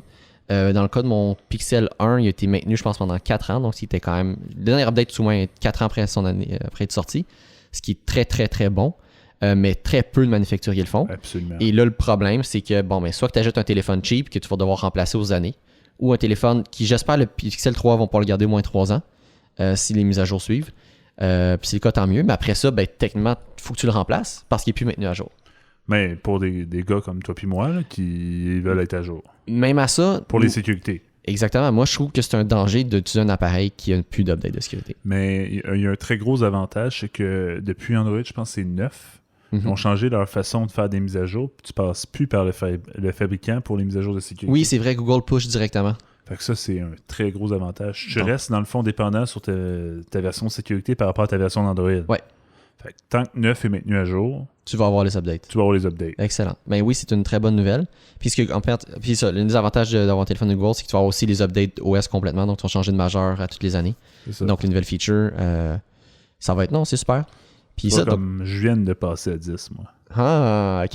Les Samsung, c'est l'inverse, sont très conservateurs là, sur les grosses mises à jour de version. Là. Mais c'est quand même bien. Donc, tu l'as eu en quelques mois, là. 3 mois, mettons, là. Right? Ou c'est depuis cet été? Je sais pas. Android 10. Pour moi, c'est juste quelques mois, là, parce que moi, j'ai reçu cet automne mes mises à jour Android 10. Que j'avais reçu d'abord pour mon Pixel 1. Là. Je l'avais reçu avant même d'acheter le 3. Puis dès que j'ai acheté le 3, je pouvais faire la mise à jour. Là. Je pense qu'il arrive avec 9, mais je peux faire à 10. Tu vois, moi, j'ai été shipped avec... 3 septembre. C'est 3 ça. septembre. Mais tu sais, avant que l'update soit roll-out, mettons, sur le Pixel, c'était pas avant octobre. Mais c'est bien, là. C'est bon que tu aies un buffer pour tester tes features. Donc toi, ça a pris 4 mois. Donc ce qui est bien, là. C'est pas... non, c'est bon. C'est pas dramatique, mais ça, c'est mon... Les majeurs, c'est le fournisseur de cellulaire qui push. Ouais. Mais ils finissent par les pusher. Donc, tu sais, mettons... Le Samsung va dire, OK, on va le supporter jusqu'au 11, mettons, hypothétiquement. Là. Mm-hmm. Mais je sais que un moment donné, je vais avoir... Ça va être plus tard dans les maritimes, là, mais je vais avoir... Le fait, c'est que les maritimes, c'est plutôt par rapport au fuseau horaire. Ouais. Mais en tout cas, ça va être... je vais finir par avoir l'update 11 parce qu'il a été annoncé par le fabricant de Samsung. Fait que je sais que je vais avoir au moins 3 ans. Moi, mes téléphones, c'est 3 ans. Donc, ton point par rapport au cellulaire, c'est ça, c'est justement c'est une grosse dépense. Ouais, on va retourner sur les... Fait que j'ai dit, pas mal dans l'ordre. Attends, je vais ouvrir. Mais dans ça, donc, pour toi, c'est là ce qui coûte cher, c'est ça. C'est le coût de remplacement que toi, tu vises aux 3 ans. En fait, ça me coûte jamais vraiment cher le remplacement. C'est juste que c'est une grosse dépense par mois. Ouais. Oui, c'est ça. Donc, garder donc ça. Bref, en bout de ligne, ça coûte cher. Garder un téléphone. Mettons, mes assurances auto, c'est 30$ par mois. Mon cellulaire, c'est 100$ par mois. Ouais. J'ai pas d'autres mensualités, évidemment. Non, mais il y a d'autres choses, mais on loyer, s'entend. là, mais... oui, c'est ça. Loyer, Internet, oui, il y en a d'autres, là, mais je veux dire... Mais pour toi, c'est un gros chunk. C'est dans les gros personnels. Là. C'est pas... Puis tu vois, je sais pas combien ça m'a... peut-être que je fasse les calculs, combien ça me revient par mois, mais c'est cher. Puis moi, tu vois, à date, j'ai remplacé mon Pixel 1, je l'avais eu depuis, mettons, 2 ans et demi que je l'avais. Donc, j'ai pas fait un 3 ans, là. Puis je vais probablement faire la même chose avec ça aussi. Avec ça, là. Je pense pas être capable de faire des 3 ans parce que justement, les téléphones en arrachent trop rendus là. Mais il faut changer la batterie. Moi, je change toujours la batterie. Ouais, c'est ça. Au bout d'un an et demi. Mes problèmes que j'avais, ça. 1 an et demi, je change ma batterie. C'est un bon... Mais là, ce que j'ai fait... D'ailleurs, très bonne idée, c'est quand tu achètes un téléphone avec une compagnie, j'ai pris une garantie. OK. Une garantie, remplacement, j'ai un remplacement. Fait que, à place de payer 100$ pour changer la batterie soi-même, on va aller en chercher un nouveau. Qui est un tout nouveau téléphone. Un nouveau téléphone, ouais. Une garantie... Même chose ou est ton upgrade? Non, c'est même chose. OK, cool. Fait qu'il faut que tu t'assures que les téléphones sont encore en production. C'est pour ça que je prends des flagships. Ouais. Parce que tu peux encore... il n'y a pas si longtemps, tu peux encore acheter des S7. Wow. T'sais. Ça, c'est un peu dommage parce que justement, ils ont clairement pas des OS à jour. Là. Non, S7 était sur le 9. Ah, ils l'avaient mis à jour? Oui. Ah. J'étais à jour. Samsung, leur flagship, ils ont tendance à les garder vraiment longtemps à jour. Cool. Tout le reste, non. Ben, je suis content d'apprendre ça. Donc, Alain, ça couvre pour téléphone cellulaire. Puis ça je te suis là-dessus, comparativement à moto puis audiophile. Cellulaire, moi... Cellulaire aussi, c'est un... Je te comprends parce que oui, c'est coûteux. Alain, continue dans ta liste. J'ai une dernière affaire. Là. Vas-y. On parlait encore, pour ceux qui viennent de se joindre à nous, des trucs qui coûtent cher. Oui, des hobbies qui coûtent cher. Mais c'est tout ce qui est domotique serveur. Là. Malheureusement... Domotique et serveur. Slash serveur, on va tout mettre pareil. Tu sais, chez nous, j'ai segmenté mon Internet parce que ça ne me tentait pas d'utiliser... On le répète encore, tu as un background informatique, tu as étudié là-dedans, donc tu as aussi, au travers de tes champs d'études, tu as bâti ton réseau chez vous d'un point de vue éducatif, mais pour le fun aussi. Là. C'était éducatif à la base, puis ça tournait comme dans l'utile puis l'efficacité. Ma blonde, elle va chez ses parents, puis ses parents, ils sont avec une grande compagnie, on va le nommer, ils sont avec Bell, ça plante. Bon, ben voilà. Le OnHub 3000. On avait parlé, ça, il me semble. Absolument, on a déjà parlé, mais ils plantent tout le temps. Ouais. Tu joues à des games en ligne, tu sais, mettons, tu joues à Clash of Clans, puis ça... avec son Internet coupe. Eh boy, tu penses que tu me sors un FPS genre CSGO quelque chose, non, tu me sors Clash of Clans. Là. Non, mais c'est parce que je parle je veux relate avec ma blonde. Oui, je sais, mais ça me fait trop répéter. Elle joue un jeu en ligne, ou son père joue un jeu en ligne, là. Puis la connexion coupe, puis il perd sa partie, puis ça le rend mad. Moi, je suis comme... Je regarde ma blonde, je fais, quand est-ce que ça t'est arrivé chez nous? Elle fait, jamais. T'es avec qui chez toi? J'étais avec TechCV. Puis sur du DSL ou du... Non, câble. Du câble, ok. Pour avoir le contrôle. Ouais. Parce que DSL, souvent, ils vont t'obliger de prendre le modem. Ouais. Puis tu peux pas le skipper, tu sais. Mm-hmm. Moi, j'ai acheté mon modem séparé, donc c'est pas eux qui contrôlent rien. J'ai branché mon infrastructure de réseautique là-dessus, qui est indépendante. J'utilise mes propres serveurs de nom pour aller chercher mes informations DNS quand je navigue. J'ai même un channel, tu sais, mais ça c'est moi qui est fou, là, mais j'ai un Wi-Fi encrypté, tu sais, tu te connectes au Wi-Fi, puis tu peux aller faire des activités, genre aller chercher ton film en streaming préféré. Mm-hmm. Donc, t'as un réseau spécifique qui passe par un tunnel genre en VPN? tout temps, 24 heures. Mais t'as un réseau séparé pour ça, genre? C'est ça. Okay. Tu prends des téléphones, tu te connectes à ce réseau-là, puis tu fais tes affaires, tu reviens sur le réseau régulier. Puis j'adore ça. Mais ça, c'est moi, tu sais. J'étudie en réseautique, j'adore ça, j'en mange. Ouais. Mais pour monsieur... Madame tout le monde, là. Ils vont pas dépenser autant d'argent sur leur network, là. Ouais. Mais moi, je voulais dire, en ce moment, chez nous, j'ai un forfait Internet qui me coûte super cher. Tu parlais de forfait tantôt. Moi, ce que je paye vraiment cher, c'est mon forfait en ce moment chez Bell. Mais j'avais la possibilité d'avoir de la fibre gig chez nous. Je fais comme, OK. Mais j'avais un deal spécial, évidemment, parce que Bell Vidéotron fait la même chose. La première année, ça coûte moins cher, là. Bon, ma première année achève en ce moment. Puis... Tu cherches un fournisseur? Ben, pour vrai, ça me sert à rien. L'appareil, justement, le fameux Hub 3000, j'ai déjà eu des problèmes avec. Faut juste que je reboot, puis là, ça marche. Là. C'est ça. Ouais. Moi, c'est appeler le support, puis tu sais, pendant le support, ils te le disent plusieurs fois. Ah ouais. Le petit message d'attente, il te dit genre de faire les trucs de troubleshooting de base. Technicien réponde à votre demande. Ouais. Veuillez essayer de redémarrer votre routeur. Cela pourrait fixer votre problème. Puis il te donne des étapes. Là, c'est comme localise la boîte, trouve le fil d'alimentation, enlève le fil d'alimentation, attends 30 secondes, remets le fil d'alimentation. Là, t'es comme, OK, non, je vais pas faire ça, mon internet marche pas. Là, t'arrives en ligne finalement 1 heure plus tard. Le gars fait, ouais, déplogue ton fil. OK, tu me l'as dit de faire, je le fais. Déplogue ton fil. Plaque de fil, ça marche. Puis c'est à cause des oufs de même que j'attends quand j'appelle pour vrai. mais tu sais, c'est comme... Non, je sais, mais c'est ça, c'est con. Puis ces appareils-là sont tellement cheap. C'est fait pour du consumer level, mais ils sont pas fiables. Ils sont pas fiables, en effet. C'est pas fiable. Puis c'est pas le fun. Mais t'es pogné avec. Je sais que... on avait parlé de ça, mais... ouais, je sais. En tout cas, donc... Mais là, ça s'ajoute, là. Là, je veux me construire... Oh non. Qu'est-ce que tu veux faire, là? Ben, je veux te copier, là. Je veux faire un as. Ah! Je suis rendu avec 3 10 sur 4 reçus à Noël. Je veux savoir, tu vises combien d'espace? Ben, d'utilisable, ça va être 12. 12 sur 16? 16, ouais, exact. Pas 16 total, ouais. OK. Cool. Et je vais bien faire les choses. Je vais sûrement prendre un abonnement avec Amazon Frozen. Oh! Glacier, ouais. Pour peut-être faire du sync. Wow, OK. Ouais.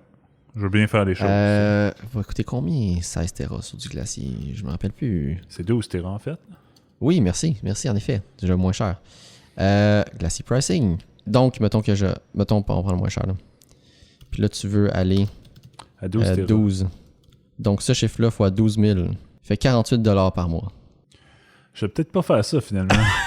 Mais on s'entend, Ben, ça, c'est pas les 12, c'est ça. Quand je vais être rendu à 12. Ouais. Mais pour l'instant, j'ai peut-être d'utilisable, mettons 2.5 Tera. C'est pas mal plus raisonnable. Ce que je trouve plate, c'est que moi, j'utiliserais Backblaze, le forfait illimité, pour faire mon stockage de backup comme ça. Mais il n'y a pas de support pour Linux.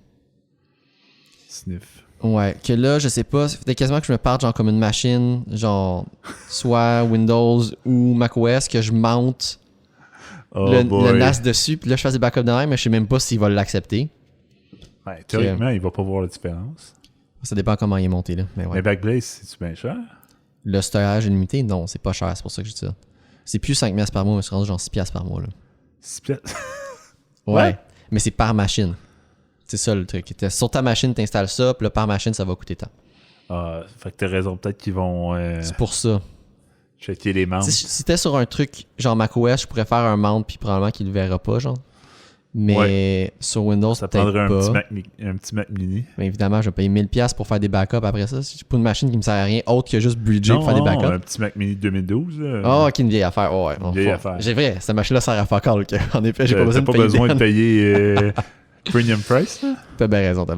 Je regarde tout le temps des trucs neufs, c'est ça mon problème. Si vous avez du monde qui ont déjà essayé ça, n'hésitez pas à nous écrire. On est curieux de la réponse. En effet.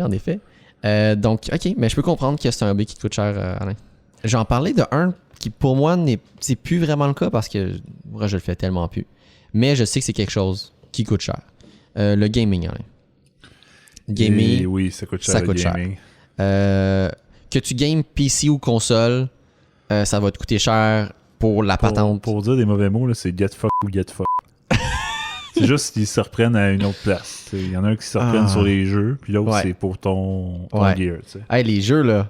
Les top, les A-Series, là, qu'on appelle ça. Ah non, mais les AAA. Les AA, voilà. Je disais la blague à mon cousin. Ma mère, il a donné comme 25$ pour Noël. Là. Parce que 20$, c'est rendu trop cheap. Mais tu sais, j'ai beaucoup de cousins. Ouais. Mais je disais la blague. Hey, cousin, c'est un tiers de jeu.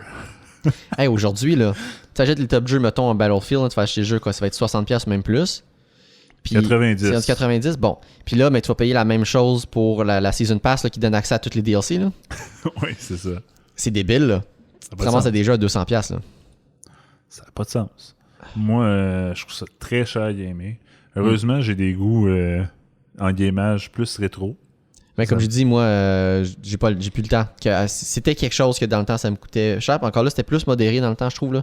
En tout cas, oui, mais dans le temps, tu pouvais t'en sortir. T'sais, les jeux AAA, c'était pas nécessairement nécessaire. T'avais plein de jeux indie, mais c'est encore le cas là, sur PC. Non, t'as beaucoup de jeux indie. PC, c'est vraiment plus à avoir de jeux indie. Mais bref, donc autant la console. Même PC, je trouve que c'est quasiment plus cher parce que justement, tu vas monter un PC qui va coûter pas mal plus cher qu'une console. Va peut-être te durer plus longtemps, mais en tout cas, encore là, ça dépend. Ça dépend si tu tournes les coins ronds. Tu as plein d'accessoires à acheter pour un PC derrière aussi. Que console, t'as ta TV, ta console, puis la manette qui vient avec. Là. Puis les jeux qui coûtent à peu près aussi cher l'un l'autre. Là. Les consoles, c'est plus casual comme gaming. Ça dépend. Ça dépend. Tu peux y aller professionnel. Tu as toujours genre du monde qui vont jouer FIFA professionnel. C'est ça. Mais c'est un jeu qui se fait juste sur console. Mon impression, c'est ça. Un pro gamer, c'est sur PC. Ça, c'est mon à ce temps, tu as une troisième affaire. Tu as le Stadia. Google Stadia. De Google. Oui. Je suis dans un groupe Facebook de ça. J'ai même pas Stadia, mais je trouve ça très drôle. Le monde, ils ont l'air à dire que ça va pas tant bien. Là. Ok, c'est intéressant ça. Puis les jeux coûtent aussi cher. Fait que tu t'attends à avoir une certaine qualité. Une expérience, ouais. Mais, et là là. Surtout depuis l'arrivée du mining, je trouve que les cartes graphiques sont jamais redescendues. Ouais, hein? Avant, tu pouvais avoir une très bonne carte graphique. Tu payais genre 250$, t'avais de quoi de très bon, tu sais. Ouais, j'attendais 800$, là. C'est ça. Puis une carte graphique. Ouh là là, oui, ça coûte très cher, là. La RAM... La RAM est quand même correcte, là, moi j'ai trouvé. Elle a redescendu pas mal. Tu vois, j'ai acheté pour un 16 GB, donc 2x8 pour 100$. Ouais, mais ça, c'est parce qu'elle a redescendu. Ça a longtemps été... Je sais, il y a un bout là que c'était épouvantable. Là. Mais la fameuse usine qui a brûlé là, en Chine, ils se sont jamais remis de ça. Okay, non, ça, moi, je trouve ça correct. On a des très bons SSD, même PCI, là, NVMe, qui sont vraiment pas chers. Là. J'ai acheté 1 Tera pour, il me semble, 150 sur NVMe. Là. Que c'est vraiment super. Là. Bon prix Ouais, pour ça. non, c'est sûr. Le carte graphique, c'est le morceau qui va coûter très cher. C'est le morceau qui coûte plus cher que tout en le ce moment, ouais. reste. Même plus cher que ton CPU, là. C'est insane, là. Oui, absolument. Alors, ouais, voilà pour gaming. Ça coûte cher, gaming. Je suis content depuis ben, je suis content. Non, je suis pas content. J'aimerais ça prendre le temps de gaming. Mais moi aussi, mais le temps. Tu vois, c'est ça, exactement. C'est juste pas une priorité. Mais tu vois, une chose que je veux vraiment faire, il faut que je le fasse. Il faut que je m'achète une console de Nintendo. Je joue à des Zelda, là. Plein de Zelda que j'ai pas joué encore, là. Puis... Pourquoi tu les émules pas, Patrick? Ben là, émuler Breath of the Wild, je pense pas que c'est une bonne idée, là. Au contraire. Ah, mon Dieu. Au contraire, j'ai un collègue de travail justement qui il me disait genre ben vas-y, mais là, Ouais, ben après ça, l'autre affaire, c'est là, si mettons je fais ça, mon ordi de gaming est au studio, là. Il n'est pas chez nous, là. C'est pour ça que je game pas chez nous. Faudrait que j'aille. Moi, j'avais une console, ça serait pour gamer chez nous dans mon salon, là. C'est du RDP. Ah. Tu ris. Il y a Bacon qui est avec nous. Qui lui utilise parsec.io. Je sais pas si ça dit quelque chose. Pour gamer remotely. Et je le vois gamer de chez eux avec son ordi studio. Ouais. Ouais, il ça fait marche ça. bien? Ah, sûrement sur les titres, t'as pas besoin de grosses... Lui, ben, ce qu'il me dit, ça fonctionne bien. Je jouerai pas une game de CSGO. Puis je l'ai vu jouer des FPS aussi. Ouais, FPS jusqu'à un certain point. Quand... Ouais, pas du CSGO compétitif, on s'entend là. Mais... Pas non plus genre des affaires où est-ce qu'il faut que tu sois, tu sais, mettons, en ligne. Parce que tu as double latence. T'as une latence... Ah, moi j'ai l'impression que c'était des trucs online aussi, là, qui jouaient là. Ah ouais. Ah ouais. C'est quand même, hein? OK. Oh oui, c'est impressionnant, mais le protocole a l'air vraiment super. Peux-tu répéter le nom pour les utilisateurs? Oui, ben je vais l'écrire. C'est parsec.io. Mais oui, j'avais regardé un peu, je trouve ça quand même intéressant. Donc pour faire du remote, ça peut être même juste pour faire du remote, c'est quand même super intéressant. Mais je me trompe pas, c'était optimisé pour du gaming. Le gaming. Ouais, parsec.io. Ouais, exactement. Intéressant. Yes. Donc, gaming. Donc, oui, mais ça. Donc, je m'achèterais une console. Là, on est rendu une Switch, ouais. Ça serait cool. Faudrait que je le fasse. Une Switch. Mais c'est ça. Comme c'est tellement pas notre priorité, c'est ça. Ça va attendre. En ce moment, mon temps des fêtes chez nous, quand je suis chez nous, quand je suis pas en train d'être en train de souper quelque part ou de travailler au studio, je suis juste sur Netflix en ce moment-là. Non, c'est pas vrai. Amazon Prime Video, en fait, c'est vrai. Je regarde un autre truc, là. Première affaire que je regarde vraiment sur Prime. Moi, ça aussi, c'est un coup, là. Petite parenthèse. Ben, on parle de ça, les services de streaming, Alain. Les services de streaming. Maintenant, moi, je suis unplug chez nous, là, c'est-à-dire j'ai pas de câbleau, mais j'ai beaucoup de services en ligne. Ouais. J'ai Netflix, tout.tv. La version payante, là. Oui, version payante, toujours. Là. Tout.tv, version payante. C'est quoi l'autre affaire que j'ai? J'ai du Bell, si on n'est pas supposé le faire, là, mais... le Bell Téléfibre de la belle-mère. Ouais, ça, donc tu partages le compte de quelqu'un d'autre. J'imagine que tu partages le coup aussi, puisque tu en parles, là. Oui, okay. je donne une petite partie. Streaming music? Streaming music. T'as quoi? Moi, j'ai Google Play Music, mais faites pas ça, les gens. Allez sur Spotify.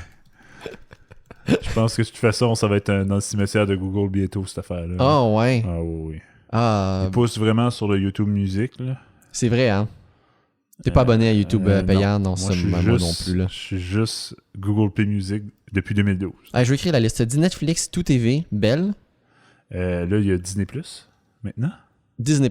Mais tu l'as abonné? Oui. Oh, mon Dieu. Eh oui, qu'est-ce que tu penses? Ok, Disney+, puis là, t'as dit Google Play Music. T'es pas Spotify? Non. C'est ta blonde? Je me dis ta blonde, t'es avec toi sur Google Play Music. Oui, c'est l'avantage. Ouais. T'as un compte famille, là, c'est ça que tu m'avais dit. Puis moi, comme j'ai dit, j'ai Amazon Prime. En ce moment, moi, j'ai Amazon Prime. Je me sers d'Amazon, du Prime pour Amazon pour les achats.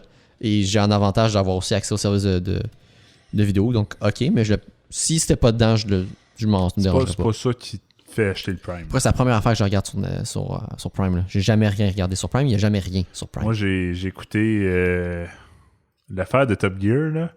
Oui. J'ai oublié le nom. Ce qui me gosse d'Amazon Prime, c'est qu'ils font des annonces entre les épisodes. Puis au moins, c'est juste entre les épisodes. Là, mais genre sur d'autres séries. De leur propre compte. Ouais. Ah, c'est gossant. Impossible. Pourquoi ils font ça? Je pense que le seul moment que Netflix le fait, c'est quand tu as fini une série. Tu as fini une série ou un film, là, il va te mettre un preview de quelque chose d'autre. Absolument. Mais c'est le seul moment que tu vas voir quelque chose qui ressemble à une annonce. C'est quand tu n'as rien dans ta queue, dans le fond. Ouais. Donc, on est tous les deux pas abonnés Spotify, mais il y a beaucoup de monde qui sont abonnés dans un service comme ça. Ça coûte cher, cet abonnement-là. Absolument. Toi, t'en as... Mon Dieu, t'en as beaucoup, là. Mais il faut dire que tous ces abonnements-là, on les cote. T'as-tu un Crunchyroll aussi? Ou un truc d'animé, t'as pas un abonnement pour animé? Ah oui, elle a une affaire, j'ai oublié le nom. Mais Crunchyroll, c'en est un là, qui est pour l'animé. Mais c'est pour... d'ailleurs, je soupçonne que c'est illégal son affaire. OK. Mais c'est une affaire française, justement, pour ces animés. OK. Rares, là. Ouais. OK. Qui font du Vosteffer. Cool. Le fameux Vosteffer en animé très rare. Fait que oui, elle a ça, je pense que ça coûte 5$ par mois. OK. Mais tu sais, tous ces abonnements-là, j'ai nommé, on cote avec du monde. Ouais, ça, tu partages tous ces trucs-là, toi. Ça donne, en plus, toutes des personnes différentes. Fait juste virer des montants de temps en temps. Oh mon Dieu. Quand la personne nous revient dessus, on fait OK, c'est beau. On vire le montant. Tu sais. Mais tu vois, juste pour les services de streaming de séries /films, je lisais sur Reddit justement du monde qui. Ça va ramener. Ça risque de ramener le torrenting. Absolument. Le piratage de streaming illégal parce qu'il y a trop de services où là, il y a encore trop séparation. Trop d'offres, c'est ça. Ouais. Si tu veux tout avoir, tu peux pas. Trop fragmenté. C'est trop fragmenté en ce moment. Il n'y a pas de plateforme qui est Kingpin. Netflix avait le monopole à un moment donné, mais ils l'ont perdu. C'est ça, parce que les autres ont rattrapé.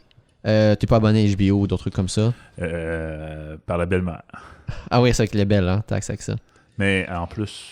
Ce que j'allais dire, c'est qu'une des propositions que j'avais vues sur Reddit par rapport à ça, c'était à tous les mois, ou du moins, whatever fréquence que tu souhaites, de juste changer de service. Tu t'abonnes à un truc à la fois, tu regardes ce que tu as regardé dessus, puis là, ben, tu changes au suivant. Ça serait la façon légale la plus efficace de faire. Ouais. Ben, le plus efficace, c'est chiant à faire. Ah, se désabonner, c'est oui. Ça. Ben, ça, dans le sens, c'est chiant. Faut que tu le fasses, faut que tu le gères toi-même. Mais c'est probablement la façon légale la plus intéressante à regarder. Je sais qu'il y a des cartes de crédit qui peuvent générer des numéros de carte de crédit pour payer. Oui. Moi, je le ferais comme ça. On va le faire comme ça. Là. Comme ça tu le gérais par le paiement au lieu de le gérer par le service. Absolument. Ouais. Tout le temps, désabonner des affaires. Là. F that, là. Tu vois, moi, le truc que je trouve qui me dérangerait à partager un compte, c'est tellement n'importe qui avec c'est un username password pour tout le monde. D'ailleurs, tu rirais à savoir les usernames que le monde partage. Je veux pas savoir. Puis ouais, tu peux le faire, mais ils ont accès, ils peuvent te voler le compte, ils peuvent... C'est pour ça qu'il faut que ça soit avec du monde trusté. Ouais. Ah, ça moi, c'est que de la famille pour l'instant. Ouais. Mais c'est effectivement... Ouais, ça me dérange à cause de ça. Mais... S'il y avait possible de faire comme un sous-compte, justement, qui serait lockdown, je le ferais. Ils feront jamais ça. Je sais. Il n'y a rien qui fera jamais... Mais règle générale, le monde respecte ça. T'sais. Ouais, c'est dans leur intérêt. Mais dans leur intérêt, tu sais. C'est ton tarif de crédit, tu peux le bloquer. Donc, De toute façon, tous ces services-là, la carte de crédit est jamais en clear. C'est toujours les 4 derniers chiffres. On s'entend. Parce que sinon, ça serait un autre problème. Ouais, absolument. Mais tu vois, d'ailleurs, mon Google Play Music, que j'ai depuis 2012 en famille, c'est une carte de crédit prépayée. Parce que c'est avec du monde que je trustais pas tant que ça. Que tu top up cette carte de crédit-là? Parce que, dans le fond, vu qu'on est une famille, n'importe qui peut faire un achat puis payer avec mon compte. OK. C'était le désavantage, c'était le trade-off. Quand même. Pour contourner ça, j'ai une carte de crédit prépayée qui ne sert qu'à payer le Play Music. Puis tu t'en sers encore?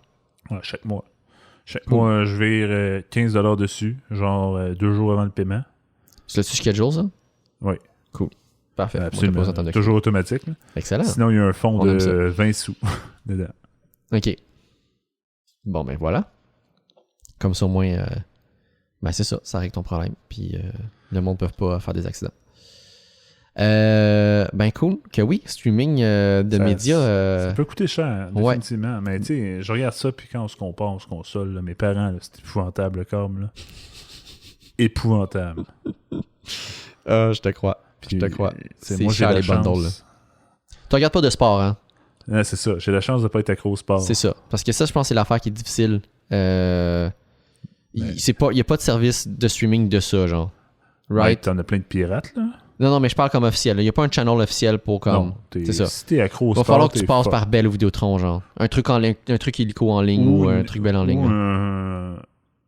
Il y a beaucoup de ça, là, des chaînes pirates là, de câble. Ah ouais, mais ça, c'est comme. Ça, on s'entend. Moi, je parlais on parlait de trucs legit, là, vraiment des services de streaming. Là. Legit, là, ouais. C'est difficile. Définitivement. Là, tu veux regarder ton hockey, mais t'es obligé de pogner un abonnement à RDS puis à TVA Sport. Parce que, tu sais, à cette heure, samedi, c'est rendu Hockey Night in TVA. Là. Nice. Ah, que je suis content, oui, en effet. Puis tu vois, moi, la seule affaire qui s'approche le plus de sport, ben, c'est des streamers sur Twitch. OK? Et ça, c'est des très trucs gratuit. compétitifs sur Twitch. Et effectivement, c'est très gratuit. Tu peux le supporter, par contre. Hein, c'est très encouragé. Puis d'ailleurs, si tu aurais Amazon Prime, tu peux aller supporter quelqu'un gratuitement. Toi, est-ce que tu supportes quelqu'un? Le pire, je dis ça, puis il me semble que je l'ai fait ou je l'ai pas fait ou je l'ai pas refait. Genre. Faut que je le fasse. Ouais. Tu vas supporter ton streamer préféré. Moi, je connais une personne qui supporte genre 5 personnes. Mais je suis comme, merde, c'est 25$ par mois. Ouais, c'est fou, hein? Moi, je pense à ça, puis c'est ça. Je suis comme, j'ai beaucoup de projets, puis j'ai beaucoup de trucs que j'essaie de faire. Donc, je suis très conservateur dans la manière que je gère les fonds, puis je fais pas beaucoup de ces trucs-là parce que même moi, j'essaie de financer mes propres projets. C'est ça. Donc, je finance pas d'autres projets d'autres personnes que je ferais autrement. Mais ouais, il y a du monde qui sont très, très généreux par rapport à ça. Puis ça amène une économie qui est vraiment différente de ce qu'on était habitué, là. Qui est super intéressant d'ailleurs. Mais ouais. C'est pour ça qu'on a Patreon aujourd'hui. C'est pour ça qu'on a des trucs comme ça. Parce que c'est comme les façons d'encourager les créateurs directement, là. C'est l'Internet qui fait ça. Là. Ouais. Puis besoin de passer. Moi, je pense que je donne 1$ par mois à Patreon. Puis je l'utilise à tous les fois que je joue à mon jeu. J'utilise un client qui était fait par ce gars-là. Genre. Ah, ok. C'est un Patreon pour le morceau de logiciel. Là. Ouais. Pour une application. Là. Ouais. C'est intéressant, ça. Que oui, puis c'est le fun de voir, en fait, pour ça, que c'est pas juste, mettons, des streamers ou des YouTubers qui ont des Patreons, mais qu'il y a aussi d'autres personnes qui font d'autres affaires. C'est pas... lui, dans le fond, c'est un projet open source qu'il fait, mais c'est le main developer. Là, ouais, puis pour financer son temps, là, puis son effort. Là. Parce que, Seigneur, on s'en parlera off-record, mais c'est tout un travail qu'il fait. Cool. Mon Dieu, c'est streaming de plein d'affaires, puis... Perdu ton fil. Qu'est-ce qui coûte cher dans la vie, Patrick? Le longboard. Oui. Mais longboard électrique. Moi, en fait, je me compare avec Nado. Je me console quand même, parce que Nado, il a quand même investi dans plus qu'un morceau. Je comprends pas, Nado, d'où il sort son argent. Je vais être honnête avec toi. Ben, j'imagine qu'il n'y a pas de condo aussi, que ça aide. Il est encore aux études, puis encore, il est encore aux études. Encore aux études. Ouais, non, ça doit être un désavantage. C'est une bonne question, Alain. On l'invitera la prochaine fois, pas il demandera. Que oui, longboard électrique, le Boosted, c'est quand même un des appareils qui était le plus dispendieux en termes de longboard électrique sur le marché. Je l'ai acheté, ça fait quand même là, plusieurs années que je l'ai, donc pour moi, c'est rentabilisé comme appareil. Ça fait 3 ans? Ouais, ça fait moins de 3 ans. Là. Je pense qu'il fait 3 étés. Là. Ouais.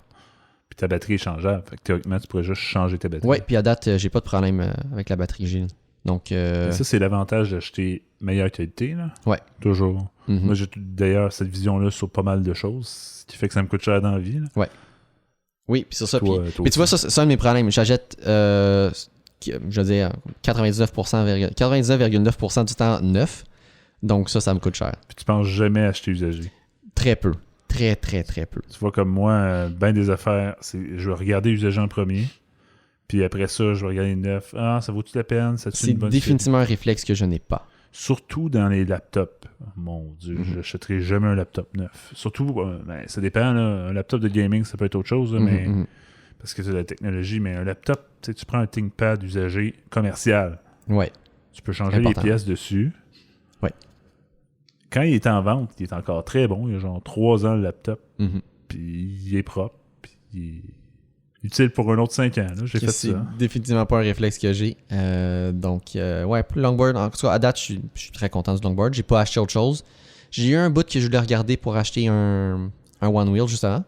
Nado en a acheté un, puis je l'ai très peu essayé d'ailleurs. J'ai essayé un peu, mais pas assez.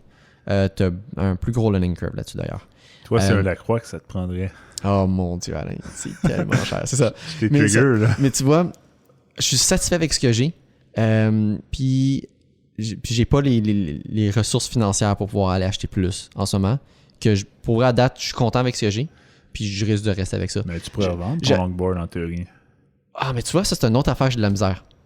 Genre, j'ai de la misère de départir. Je m'attache au truc, c'est pour ça. J'achète neuf, mais parce que je veux garder le truc jusqu'à la fin. Puis même quand la vie utile de cette chose-là est terminée, je la garde pareil. As-tu de la misère à te débarrasser de tes affaires, peut-être? Ah oui, ça c'est terrible. Mais tu vois, c'est pour ça que je suis content avec chez nous, parce que c'est petit, il n'y a pas grand place, que j'ai pas le choix. T'as pas le choix. Exactement. Absolument. Donc c'est un peu... T'as pas de deuxième place pour un longboard chez toi. Non. Donc oui, j'ai de la misère à dépasser des choses. Si j'avais acheté un autre appareil électrique, ce serait probablement une trottinette électrique. Une trottinette de boosted, là. Ouais, c'est quoi son nom? Il y a un nom, là. Et tu vois, moi, je regardais la trottinette de boosted et j'ai fait non. Mais t'es trop cher. Non, pas trop le cher. Le Rev. Mais toi, tu me parlais d'un autre truc, là, mais c'est qu'il y a d'autres alternatives qui sont plus performantes pour le même prix. T'en as plus pour ton argent. Ouais, ok. De l'autre côté, comme ils l'ont sorti tard aussi. Ils sont bons. Pour le longboard, c'est encore pour moi une bonne référence. Mais pour trottinette, j'imagine qu'ils ont voulu faire quelque chose. C'est bien. Non, elle est bonne. Elle a l'air vraiment solide. C'est pas ça que je dis. Ultra pesante d'ailleurs. Mais toi, c'est quoi la compagnie que tu as regardé? Ah mon Dieu, je me rappelle plus. Tu te rappelles plus, hein? Mais je suis un gars sur YouTube. Tu peux regarder. Je vais continuer à regarder des son choses. nom, là, mais il fait que ça de la trottinette électrique. En fait, sport électrique. D'ailleurs, je vais te le conseiller à t'abonner à lui. Là. C'est Alan Wright, je pense. Je vais regarder. Mais je continue à parler du Boosted. Tu vois, je suis très content du Boosted. Puis encore une fois, comme je dis, ça, j'ai pas besoin d'acheter autre chose. Je le ferais plus justement. Là, ça serait comme une dépense pour le fun que ça serait une dépense justifiée. Parce que le Boosted fonctionne très bien. L'été passé, j'ai changé pour la première fois les belts que j'ai dessus. Moi, c'est du belt driven, c'est pas un hub motor. C'est pas un hub wheel en fait. Là. Donc, c'est belt driven. Puis, techniquement, les belts, j'aurais dû les changer aux années, puis j'ai pas eu besoin de les changer avant comme plus de 2 ans d'utilisation. C'est quand même très cool. Ils ont toffé longtemps, puis j'ai trouvé un shop à Montréal, un revendeur officiel de Boosted qui vendait les parts, que j'ai pu les acheter vraiment pas cher. J'ai fait la réparation moi-même, puis ça a super bien été. Mais tabarouette, je viens de penser à un autre sujet de malade. Je vais écrire ça tout de suite, pas l'oublier. Mais ouais, je suis très satisfait du Boosted. Puis, attends, je fais 2 choses en même temps. Ok. Mais oui. Très content du Boosted. Puis là, je radote, là, je sais plus ce que je voulais dire, que je vais te laisser parler. On parlait du gars, le gars, j'étais quasiment proche. Là. Je disais Alien, mais c'est Alien Ride. Alien Ride, ok. Espace R-I-D-E-S. Oh ouais, ok, Rides. Ok, mais oui, lui, cool. Il se promène en Californie, il est membre genre du club de trucs électriques en Californie. Ok. Puis il les essaye toutes les... Ouais, il fait des reviews. Ben, ish, là. Review-ish, ouais. Parce que coûte cher le review, là, genre 4000$. On s'entend, là. Mais j'imagine qu'il garde pas tout puis qu'il revend ou whatever. Non, mais c'est surtout il se fait brasser parce qu'en Californie, il y a du marché tellement qu'il y a des concessionnaires de trottinettes. Genre. Oh, wow. Hey, on est loin. Alors, j'aimerais ça avoir ça à Montréal. Mais tu vois, c'est un des problèmes à Montréal, c'est justement notre climat. Là. Ouais, exactement. J'allais dire justement pour le Boosted. Je suis très content, ça me satisfait bien. Puis une des raisons pourquoi j'irais vers un autre produit, ce serait pour un des plus gros avantages selon moi qu'on a à Montréal, c'est tout ce qui est Nippool, la condition des routes. Fait que le trottinette, ça te permettrait d'avoir une alternative meilleure. Oui, parce que c'est beaucoup plus facile à éviter. Puis pour moi, j'ai l'impression que c'est beaucoup plus résilient au trou, mais c'est peut-être une mauvaise impression. Ça va dépendre de la trottinette. OK. Il y a des trottinettes qui sont genre... Tu vois des gars justement dans le YouTube, là, maintenant il y a un spot dans leur ride, il y a littéralement du gazon. Puis il y a des trottinettes qui vont en gazon. Ouais, le Boosted est vraiment pas bon pour ça. Sinon, on part la planche, qu'est-ce qui coûte cher? Oui, donc l'autre truc que j'ai pensé, Alain, et ça c'est vrai. Ça, c'est probablement des trucs que j'ai dépensé beaucoup. Les claviers mécaniques. Oh, c'est vrai, hein? Pas pensé à ça. Je suis rendu à ce jour avec 3 claviers mécaniques. Sont tous... YBR? Des WASD. WASD, oui. Excuse-moi. C'est tous des WASD. Tous le même modèle qui est le 10 keyless, donc c'est clavier full size mais sans le numpad sur le côté, sans le clavier numérique. Le pavé numérique, c'est ça le mot. Pavé numérique. Ça me fait tellement rire. Donc sans le numpad. Et ils ont tous le même layout, moins de touches là, que j'ai fait dessus, que j'écris deal avec dessus. J'ai aucune autre touche de mentionner sur le clavier. Faudrait que j'envoie des photos. Je vais écrire ça, photo clavier. Tu m'imites? Moi aussi, je suis rendu avec un... Mais je te l'ai montré, je pense. Mon clavier aussi, il n'y a plus rien. Il est blank. Non, mais moi, c'est bien avant toi. Oui. C'est toi, techniquement, qui m'imite là-dessus. T'es le OG là-dessus. La transition, moi, le premier clavier que j'ai acheté, ça quand même... J'ai su me débrouiller, mais oui, c'est là que j'ai remarqué comme moi, je regardais vraiment plus mes touches que je me rendais compte. Que ça m'a vraiment appris à ne pas regarder où que je tape. Que moi qui ai réglé cette partie problème-là, puis qui m'a rendu un peu plus efficace à ce niveau-là. Je reste que j'ai un doigté de marde, mais ça, c'est un autre problème. Le pire, c'est ton outil de travail. Oui, je sais. C'est terrible. C'est vraiment, vraiment terrible. Je n'utilise pas mes doigts de façon efficace. Moi, j'avais tellement une touche de merde que j'ai appris un autre layout. Oui. Puis c'est une excellente technique. 9. Donc, la différence entre mes 3 claviers en bout de ligne, c'est seulement la palette de couleurs du clavier elle-même. J'ai 2 claviers frame noir avec un qui est la couleur qui est utilisée orange, un autre qui est mauve. Et sur mon clavier frame blanc, lui, c'est un bleu plus ciel là, qui est utilisé dessus. Là. Il te laisse utiliser ça au travail?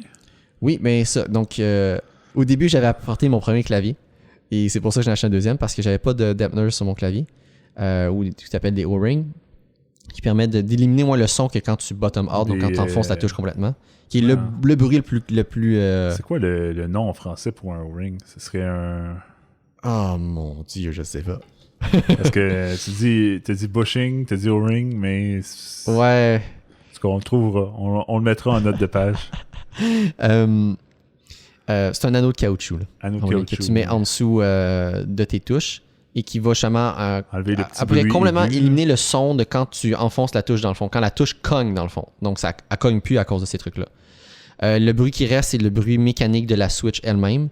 Et les modèles de Switch que j'utilise, qui sont toutes la même sur mes 3 claviers, c'est des Blue Switch, qui sont décrits comme étant tactile feedback et auditive feedback. Oui, définitivement. Tu as un équivalent similaire, tu aurais les Brown, où tu aurais du tactile sans le son. Puis là, tu en as qui sont linéaires, qui n'ont juste pas de tactile. C'est moins de pression sur un Brown. Oui, ça. Donc, on pourrait parler de ça longtemps, mais rapidement, dans les claviers mécaniques, donc sur le marché, c'est surtout les Cherry MX qui sont utilisés. Donc, c'est le type de switch mécanique. Et là, pour chacune des switches, tu as différentes attributs ou caractéristiques. Donc, tu vas soit avoir comme si la touche va être linéaire, si elle va être tactile, donc tu vas avoir un sentiment de quand tu as enclenché la switch, et non que ça va juste être linéaire, que tu vas aller jusqu'au fond sans rien ressentir. Et tu vas avoir un tactile et auditif, donc un clicky, qu'on va dire, où tu vas entendre la touche faire le clic. Et ensuite, selon toutes ces switches-là, tu as différentes combinaisons. Et tu vas avoir aussi différentes forces d'actuation. Donc, combien d'efforts je dois faire pour appuyer sur la touche pour pouvoir l'enfoncer. Donc, c'est juste la force du ressort qui est à l'intérieur, qui va varier. Ouais, et donc, tu as différentes combinaisons. J'ai d'ailleurs... puis pourquoi j'ai pensé à ça? Je parlais tantôt j'ai réparé mon longboard. J'ai dû réparer un de mes claviers récemment. J'avais pété? Ben oui, j'avais un problème avec mon Enter. Ça a l'air que je suis trop fort dessus, puis c'est mon clavier de job en plus. Puis je donne des coups quand je pèse sur Enter, puis je dois le faire dire en plus à la job, que j'ai littéralement brisé mon Enter. Mais non, le problème que j'avais, c'est que quand j'appuyais sur Enter, j'avais soit un double Enter. Deux inputs. Là, ouais, 2 inputs. Puis là, vers la fin, c'était comme, j'ai pas d'input pantoute. Que là, c'était comme, c'était comme un gimbal.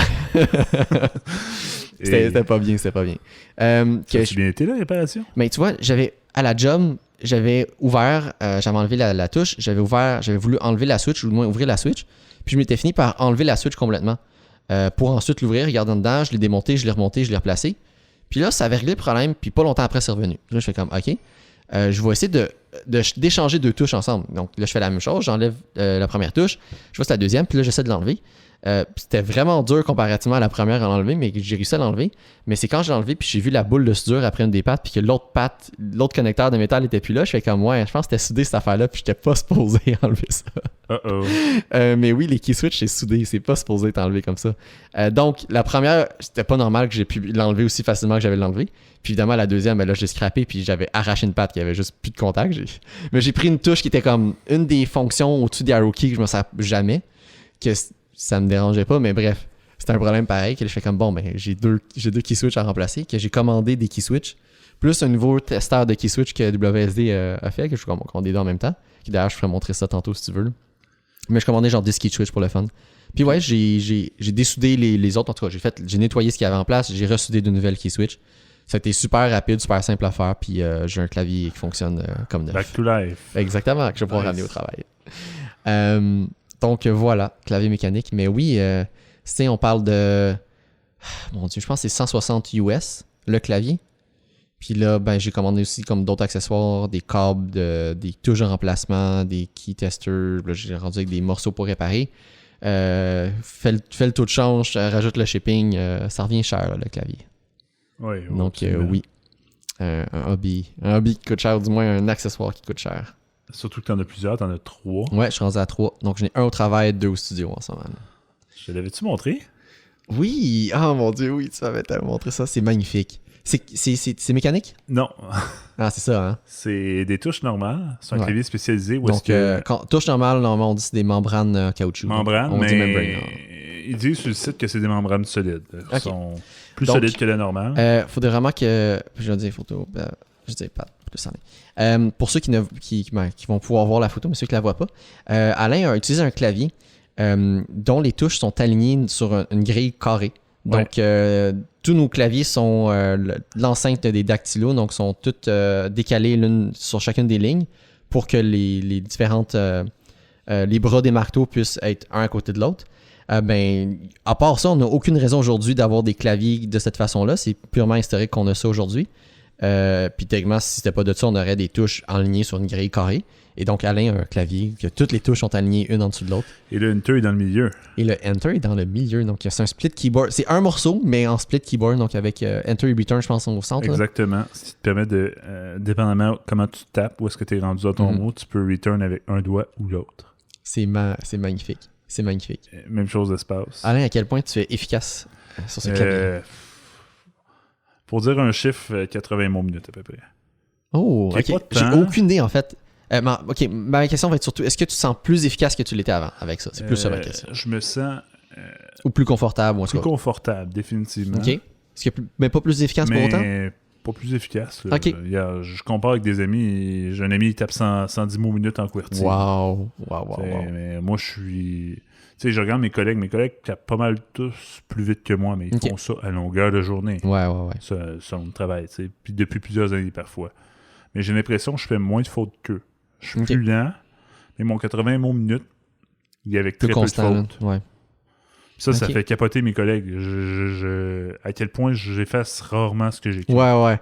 Moi, tu vas m'entendre... Je pense que je parlais à un moment donné, mettons, sur Discord à un de mes amis, whatever, puis il m'entendait comme backspace tout le temps. Là.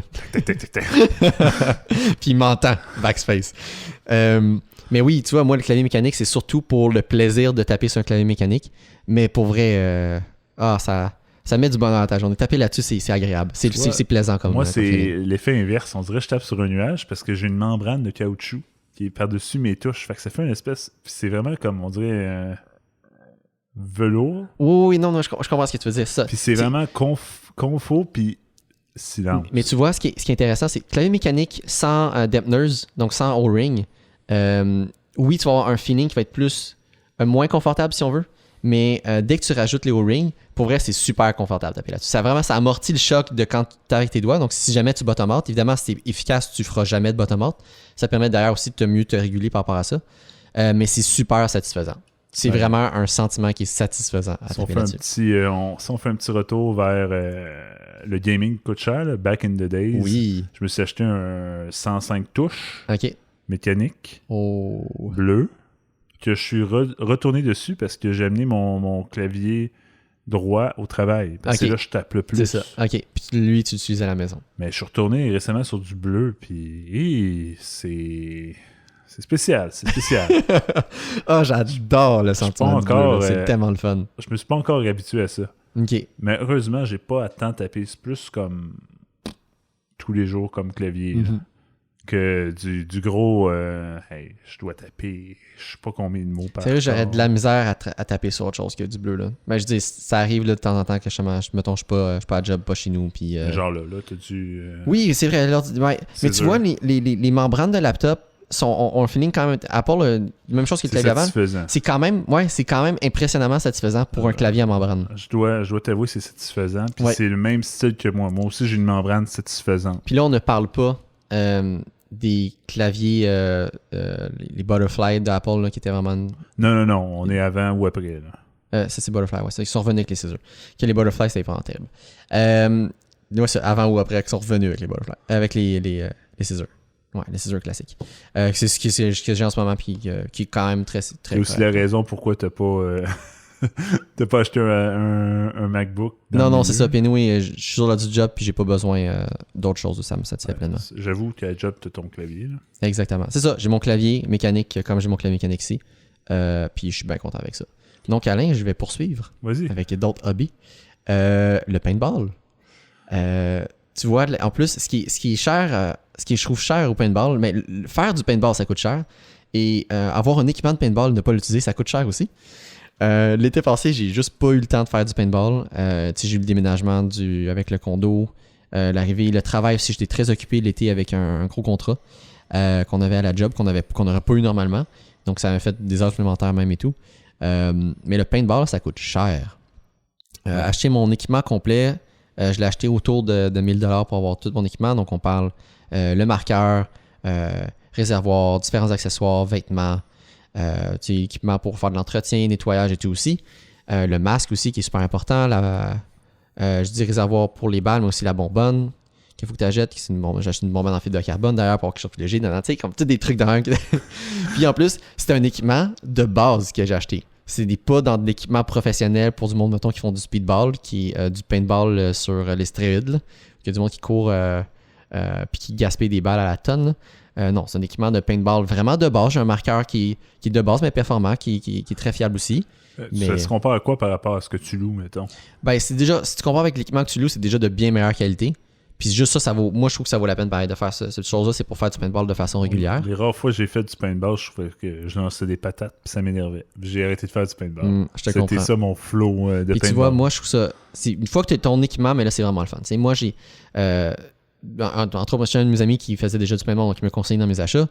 J'ai acheté un marqueur, c'est un Tipman A5, donc c'est un marqueur de base, mais qui est super fiable et qui est vraiment recommandé. C'est un bon point d'entrée comme achat. Il m'a fait changer le canon pour avoir un canon plus long. Donc, tu vas perdre un peu de portée, mais tu vas avoir beaucoup plus de précision.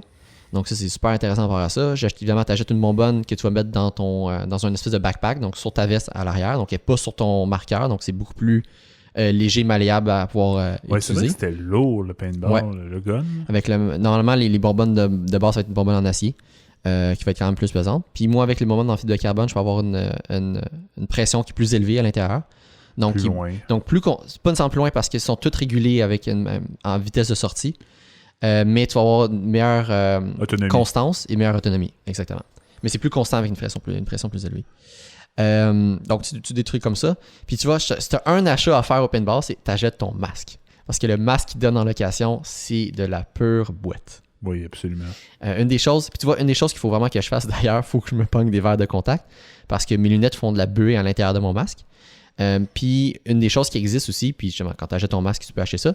Tu peux acheter des vitres à double vitrage. Donc, comme tes vitres de maison qui sont double vitrage, tu as des vitres doubles que tu mets sur ton masque. Tu remplaces ta vitre de base sur ton masque de paintball et ça fait pas de buée. Tu peux avoir deux températures intérieures et extérieures, puis il n'y aura pas de condensation à l'intérieur. Enfin, moins de buée, là. Tu n'auras juste pas de buée. C'est assez bien ventilé, puis justement, le fait que tu as les deux, ça va avoir deux zones de température, puis ça va éliminer l'effet de condensation que tu aurais normalement. Je sais que moi, mon paternel a un casque de motoneige anti-buée. Oui, ça en fait quand même. Il est tout double vitrage aussi? Il est double vitrage, puis en plus, tu as un masque avec un filtre au carbone, tout le kit. C'est des milliers, pas des milliers, là, mais pas loin de des milliers de dollars pour un casque. Pour un passe-temps de 3 mois par année. Mais bref, puis c'est un fléau aussi en motoneige de buée. C'est difficile. Ouais, mais ça, au moins paintball, ça c'est pas un masque complet, donc ça respire beaucoup là, comme masque. Plus. Donc, mais oui, il faudrait que je me pogne des verres de contact. Mais bref, puis ça, mais même après avoir tout cet équipement-là, mais la journée de paintball te coûte quand même cher. Les balles, c'est le même que la place fait l'argent. C'est moi, j'ai acheté tout mon équipement à un endroit. Ils m'ont donné membre à vie cet endroit-là. Puis ça me dérange pas de le dire, c'est Paintball Mirabel, qui est une super place pour moi, extérieure du moins, pour faire du paintball. J'adore aller là, puis c'est vraiment le fun. Et donc, en achetant tout mon équipement à leur boutique, ils m'ont donné un membre à vie. Donc, moi, je peux rentrer là une journée, ça va me coûter 10$. Je peux prendre le lunch là, mais je peux apporter mon lunch aussi sans problème. Puis après ça, j'ai accès aux balles à moitié prix. Puis même à moitié prix, ça reste dispendieux. J'ai une caisse, je peux trouver une caisse de 2000 à 130$. Que normalement, une caisse de 2000, tu devrais capable de faire 4 journées avec ça. Donc, à 500 balles la journée. Ça dépend, mais du style de gameplay. C'est ça. Tu peux facilement faire entre 500 000 balles la journée selon. Donc, ça peut te coûter entre... Là, j'ai dit combien? J'ai dit 120, là. Entre 30 et 60$ par jour en balles. Ouais, mais tu vas faire du ski, ça te coûte ça. J'ai pas de comparatif parce que je fais pas d'autres trucs de ce genre-là, mais oui. Faire du ski, là, soit tu achètes ta passe, ça coûte un très gros montant, ou soit, même 60$, c'est pas beaucoup, là. Tu sais, au Costco, t'avais, je pense, c'était c'était cher. Dans le 80 même $, dépendamment du mont aussi. Là, chaque mont est des plus chers que d'autres. Ouais. Puis, c'est une super, selon moi, une super bonne activité physique. Là. Tu peux jouer dans ton coin si tu veux, là, mais paintball, là, c'est surtout, tu vas bouger, puis ça va te... Faut que tu aies un bon cardio, là. Pour vrai, là, tu as un avantage à avoir un bon cardio, puis ça te maintient. Ça là-dessus, je peux confirmer. Là. Puis tu as aussi l'adrénaline. Ouais. Ah, mon Dieu, c'est un bon thrill. Pour vrai, là, c'est vraiment un bon thrill. Ce que je trouvais stressant, c'est que le hit, il fait mal. Ouais. Ah ouais. Tu veux pas te faire pogner. Que tu vas t'arranger pour pas te faire pogner. Tu vas courir. Tu vas voir un gars, tu vas courir maximum intensité pendant 3 secondes, aller cover up derrière de quoi. Ouais. Puis t'as un stress. C'est un bon... Puis ça, donc en étant membre aussi, comment moi je jouais avec un de mes amis, puis ce qu'on fait quand on joue, comme je dis, on n'a pas fait l'été passé, mais l'été d'avant, je peux raconter ce qu'on a fait. On se pointe le dimanche, puis on va jumeler à d'autres membres, puis on va être juste un groupe de membres qui va se promener de terrain en terrain. De membres, donc c'est du monde qui ont de l'expérience. C'est ça, du monde donc, qui ont leur équipement, qui ont leur membership. Mais tu vas pas jouer, mettons, contre les paintballers du dimanche. Exactement. Non, c'est pas du monde qui vont avec leurs enfants et qui ont jamais fait du paintball avant, ou c'est la deuxième fois qu'ils en font. Là. Que c'est du monde qui sait jouer. Donc ça rend déjà un niveau de difficulté qui est super intéressant. Puis si jamais c'est très compétitif, puis ça va être super le fun. Tu n'auras pas le classique genre main en l'air, puis le gars il se retourne tire. Tu tournes un coin, il y a quelqu'un, tu tires. Là. T'attends pas. Là. Non, mais ce que je veux dire, c'est le classique genre personne qui sont tellement stressés du paintball que t'es figes, puis les autres vont tirer. Ah oui. Et boy. Ça là. Et boy. Ça va pas du bien. Puis c'est tout le temps super le fun. Puis tu as de la bonne stratégie, puis tu parles comment tu prends des cover fire, puis tout, puis on planifie nos trucs, puis c'est super. Avancer dans la map. Exactement. Okay, c'est toujours super le fun. Ça, c'est extérieur ou intérieur? Ça, c'est Mirabel, c'est extérieur. Et les 2 fois que je l'ai fait il y a 2 ans, donc je me chante en 2018, c'était la journée la plus chaude de l'été, qui était comme... Pour vrai, c'était terrible. Tu pensais à quoi? Ah, je sais pas. Mais, je veux dire, une fois que t'es rendu trempe parce que t'as chaud, t'es rendu trempe. C'est ça. Oui. De toute façon, tu t'envoies de l'eau dans la face. On va se le dire. T'es rendu trempe, peu importe la température. Oui, c'est ça. Puis, l'autre journée que j'ai été avec mon ami, c'était vraiment une super belle journée qu'on a été. Il faisait genre 5 dehors et pour vrai, c'est la meilleure température pour jouer paintball. Il faisait pas trop froid, pas trop chaud. Une fois que tu te mets à bouger, là, t'es parfait. Absolument. Ça, je relate. Faudrait que je fasse du paintball, faudrait que j'y aille ce printemps et l'automne prochain. Moi, j'ai joué plus à son compétiteur, entre guillemets, le Airsoft. Oui, je sais, puis on était supposé aller en faire. On n'en a jamais fait encore. Tu me parlais d'une place qui est fermée, puis je suis comme La place est fermée. Mais ça, c'est Airsoft. Pour en parler très très très peu, là, c'est le même principe, sauf que les balles, ils laissent pas de traces. C'est des petites billes de plastique. C'est des billes de plastique qui vont quasiment à vitesse arme à feu, mais vu que le poids est tellement trop léger. Ouais, c'est super léger. Point d'impact, je dirais que ça fait moitié mal comme une paintball. Ça va pincer la peau, mais c'est ça, pas autant qu'un paintball. Le problème, c'est qu'il faut y aller avec la confiance. Si tu joues avec du monde que tu n'as jamais joué, tu peux fake. Surtout du monde, tu sais, mettons... Ouais, comme toi, paintball, c'est tough, là. Tu peux pas fake. Là. Mais en fait, si ça n'a pas éclaté, théoriquement, elle compte pas. Oui, c'est ça. Mais c'est la manière que tu peux jouer de différentes façons. Majorité de fois que j'ai joué, c'est comme ça. C'est quand faut que la balle éclate pour que ça compte. D'ailleurs, ça éclate pas, c'est la pire. Exactement. Parce que la balle a pas... Quand la balle éclate, l'éclatement va absorber la force de la balle, mais si la balle fait un rebond complet, là, ça va faire mal. Oui, absolument. Puis Airsoft, autant en accessoires, marqueurs, je me trompe pas, c'est aussi dispendieux. Absolument. C'est juste que... Je pense que les balles coûtent moins cher. Mais les balles, les billes, whatever. Les billes coûtent beaucoup moins cher. Tellement, tu sais, comme je donne une idée de différence, là, quand tu allais à la place qui a fermé, dont j'ai oublié le nom d'ailleurs, ils te remplissaient à chaque fin, ils pitchaient des balles. Ouais, puis ça leur dérangeait pas. Tu payais donc à la journée plus qu'autre chose. Tu payais à l'heure, en fait. Ok. Ouais, donc c'est pas le même pricing, mais si tu veux t'équiper, c'est tout aussi dispendieux. Absolument. Donc voilà, mais pour vrai, si vous voulez un peu de thrill comme ça, moi je recommande. J'ai fait ça des sorties avec mes amis dans le temps, ça fait longtemps que j'ai pas fait d'ailleurs, mais c'est super le fun. C'est divertissant. Puis, j'ai pas fait l'été passé, là, qu'il faut que j'en fasse un peu. Là. J'ai encore mon équipement, il me fait encore. Je dis, je vais m'en retourner. T'as pas changé de format vraiment. Exactement. Donc voilà. Ça fait le tour de tes objets qui coûtent cher. Il me reste... t'as parlé tantôt, puis je vais bouger tout de suite de bord. Ce qu'on dit en anglais, le data hoarding, donc c'est juste l'accumulation de données. Là. Tu me parlais de ton NAS que tu avais pour avoir un 16 Tera de disque ou un 12 Tera utilisable.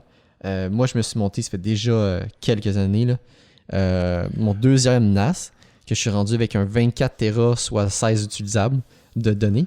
Wow. Et que j'accumule du data qui est purement des backups dessus, qu'il faut d'ailleurs que je fasse du ménage. Là. Mais j'ai encore bien de la place d'ailleurs là-dessus. Là. Mais ouais, juste pour accumuler. C'est surtout des backups, mais tu sais, des fois, film, série, puis footage de ça. Maintenant, c'est footage de GoPro, film et d'autres trucs comme ça. Là. D'ailleurs, j'adore cette vidéo-là de toi. Là. T'as fait le tour avec Nado, échangeur Turco, avant qu'il leur fasse. Oui. Mais oui, Turco, puis ouais, on l'a vu Turco avant qu'elle fasse, puis j'ai même le tour de Bonaventure avant qu'elle ferme. Absolument. Que je pense que je l'ai pas uploadé celle-là, ou du moins c'est pas le vidéo. Je pense pas qu'elle est publique. Mais je vais l'écrire ça d'abord. Mais oui. C'est tellement le fun, tu regardes, on retourne dans le passé. Là. On réalise pas, mais ça a beaucoup changé dans les dernières années. Là. Les configurations. Ouais. Puis le pire, cette idée de vidéo-là, c'était juste pour le fun. J'avais vu un équivalent de Night Ride, donc c'est un truc filmé la nuit, qui je ferais cool sur YouTube. Je fais comme, hey, on pourrait faire la même chose à Montréal. Que j'ai fait un Night Ride à Montréal. On a mis une GoPro qu'on a accrochée avec une pince sur un truc de toit ouvrant, là, qu'on avait ouvert la vitre un peu. On avait mis ça là-dessus, on avait fermé la vitre dessus plus qu'on pouvait. Puis t'avais une GoPro qui tenait comme ça à l'extérieur du char, puis c'était ça notre Night Ride. Night Ride en char. Puis on a fait, d'ailleurs, ça paraît que la GoPro a de l'âge, malheureusement. C'est la seule affaire. Non, mais c'est pas non. Le problème de qualité sur YouTube, c'est que c'est une vidéo time-lapse accélérée et la compression te ravage complètement la vidéo. OK. La vidéo est pas super non plus en vraie qualité avec le fichier original parce que ça reste une vidéo filmée la nuit. Puis oui, la GoPro de l'âge, mais YouTube là, te ravage là, avec la compression. C'est un mix des deux. Moi, j'ai vu les résultats sur YouTube. Là. Ouais. Mais on dit ravage, là, c'est très écoutable. Non, je sais, c'est ça. Mais je le sais. Tu m'en parles, puis j'ai fait comme oui, j'ai déjà fait d'autres timelapses aussi. Puis on le voit entre. J'ai le vidéo fini sur mon ordi et j'upload sur YouTube. Et YouTube là, te détruit une vidéo. Un timelapse, YouTube te le détruit. Là. C'est trop. La compression est trop agressive et il y a trop de changements dans le vidéo pour que tu gardes assez d'informations entre chacune des frames. Mais tu comprends-tu pourquoi YouTube est aussi agressif? Ben après ça, c'est performance. C'est des choix de performance. Ouais, c'est ça. Qu'ils reçoivent tellement d'affaires. Exactement. Puis le pire, c'est eux autres qui font le processing de leur côté, donc ils sauvent pas à ce niveau-là, mais ils vont sauver après ça en bandwidth. Sur le poids. Puis sur le stockage, regardez. Mais oui. La même vidéo YouTube de genre... moi, j'avais fait des tests, puis c'est vraiment impressionnant. Mm-hmm. Puis avec les années, ça a changé aussi la compression. Hein? Ouais, mais si on change la tout aussi, réoptimiser des trucs. Là. Fait que des fois, tu as des vidéos plus old school. Mm-hmm. J'ai l'impression qu'ils peuvent pas être encodés parce qu'ils jettent le fichier original. Ouais. Fait que tu as des changements de qualité, I guess. Ouais. Donc c'est ça. Donc ça, c'est cette vidéo-là. Puis je vais linker la vidéo. Mais oui, c'est ça. Que j'ai un serveur. Puis ça, monter un serveur comme ça, un NAS comme ça coûte très cher. Là. À l'époque, ça m'avait coûté. Ah mon dieu, je vais pas me tromper dans le chiffre. Mais il me semble que c'était 1200$ juste en disque dur. C'est ça. Plus la machine elle-même. Là. Tu vois, à cette heure, ça a droppé un peu de prix. Là, mais oui, on s'entend. Mes Red, j'ai payé. En ce moment, ils sont genre 120. Pour des 4? 4. Ouais. Ça, j'ai refait moi, c'était des 4 que j'avais acheté à l'époque. J'ai 6 4. Donc ça me donnait 24. À leur faire aujourd'hui, probablement, je serais dans les 8. Là. Absolument. Donc, ça va pour trouver un 6 ou 8, mais probablement 8. Je sais qu'il y a des 10 maintenant aussi, là, mais je pense que 10 c'est encore trop dispendieux, le gig. C'est entre 6 et 8 selon moi, ce que tu veux faire. Moi, c'est 4 parce que je me dis, pour mes besoins, ça va être bon. J'estime pour un autre 10 ans amplement. Hey, je pourrais faire le même setup, 6 drive, mais de 8. Je serais à 48 Tera. Mais pas utilisable, là, je ferai encore. Quand je dis utilisable, c'est que j'ai 24 terabytes d'espace disque, mais j'ai de la redondance, donc qui me réduit à 16 terabytes. Oui. Donc sur un 48, si encore une fois j'ai 2 disques de redondance, là je redrop à. Excusez, on parlait de 8, donc 4 x 8, 32. Je serai à 32 terabytes, mais quand même, c'est le double de ce que j'ai en ce moment. Ça te permet d'avoir des drive failures, des disques durs qui plantent. Oui, c'est ça. C'est le risque d'avoir juste un drive, juste un disque de parité. C'est facile pendant que tu fais ton rebuild de perdre un autre disque, surtout s'ils sont de la même batch, du même âge. Là. Absolument, parce que quand tu fais le rebuild, il faut penser que c'est là que ton disque dur va être le plus utilisé parce que chaque va se faire relire. Ouais, chaque secteur, chaque byte va être relu sur le drive directement. Byte encore, c'est ça que je cherchais. Ouais, non, mais octet, c'est le bon. T'as dit le bon mot. J'étais même pas sûr. Mais tellement c'est des bits, là. Tellement c'est des bits aussi, là. Mais ça. C'est tellement petit comme. Ouais, exactement, comme une unité. On est rendu dans les megs, là. Donc, oui, imagine 32 terabytes. Incroyable. Ok. Ça sera un autre projet pour une autre fois. Ça au gars de la NASA des années 70. Oh mon dieu, c'est incroyable. Oh non, il est rendu loin là. Hey, je suis rendu sur mon téléphone, j'ai 128 gigs d'espace disque sur mon téléphone. Absolument, moi. On est loin là. Donc, j'avais racheté un dernier truc dans notre liste de hobbies qui coûte cher, Alain. De passe-temps qui coûte cher. T'es-tu de genre à manger au restaurant, Alain? Te considérais-tu comme un foodie? Malheureusement, oui. Donc, manger au resto, mais bien manger au resto, ça coûte cher. Oui, absolument. Moi, je suis l'inverse. Je suis comme un... Par paresse, le resto, genre. Ouais. Je cherche par vraiment... facilité, là. Je cherche vraiment comme le qualité-prix, moi. OK. En fait, c'est bon comme point parce que finalement, t'as comme deux aspects vraiment comme différents à ce point-là. T'as comme manger au resto par la simplicité, puis juste manger cheap, mais manger au resto parce que tu veux pas faire à manger ou t'as pas le temps ou whatever. Puis t'as manger au resto pour le plaisir de manger, puis aller à des bons restos, puis payer cher pour ce que tu manges. Là. D'ailleurs, ça, je sais pas, ça fait un moment qu'on l'a pas fait, là, mais avec le Montréal à table. Ah, je l'ai pas fait cette année, puis je voulais le faire, mais je me suis pris trop tard, j'ai voulu réserver, il y avait plus de place nulle part, j'étais comme fuck. Ça serait un bon truc si t'es intéressé, moi je suis tellement partant là. Moi, c'est avec la gang Ingress, mais... Oui, c'est vrai, c'était ensemble qu'on avait fait ça. Oh mon dieu. C'était tellement le fun, c'était tellement bon. Absolument, j'ai jamais regretté. En vaut tellement la peine là. J'ai jamais regretté. Ouais, non, clairement. Mais... Vous étiez à Montréal, Montréal à table. Ouais. Donc normalement c'est du 1er novembre, genre c'est comme une semaine et demie à partir du 1er novembre. Pour vrai réserver au moins 2 semaines avant le début. C'est ça que j'ai à dire. Puis c'est plusieurs restaurants qui participent. Tu as des tables d'hôtes à 3 prix différents plus un brunch le dimanche. C'est comme ça que ça marche. Donc, tu en as pour tous les prix, tous les goûts, tous les lieux. Donc, c'est vraiment super intéressant. Ce que je trouve qui est intéressant là-dedans, c'est que justement des restos qui sont très dispendieux vont faire des prix plus accessibles. Exactement. Puis ça te permet de découvrir des choses que tu n'auras jamais mangé, aller à des places que tu n'auras jamais été. Exact. Que c'est super le fun pour ça. Ouais. Ça leur fait de la pub. Alain, moi je dis que l'année prochaine, on se fait un Montréal à table par jour pendant la semaine et demie. Hey boy. Mais c'est pas la table d'hôte à 20, je pense que c'est 22, je pense que c'est moins cher maintenant. Là. C'est pas si pire.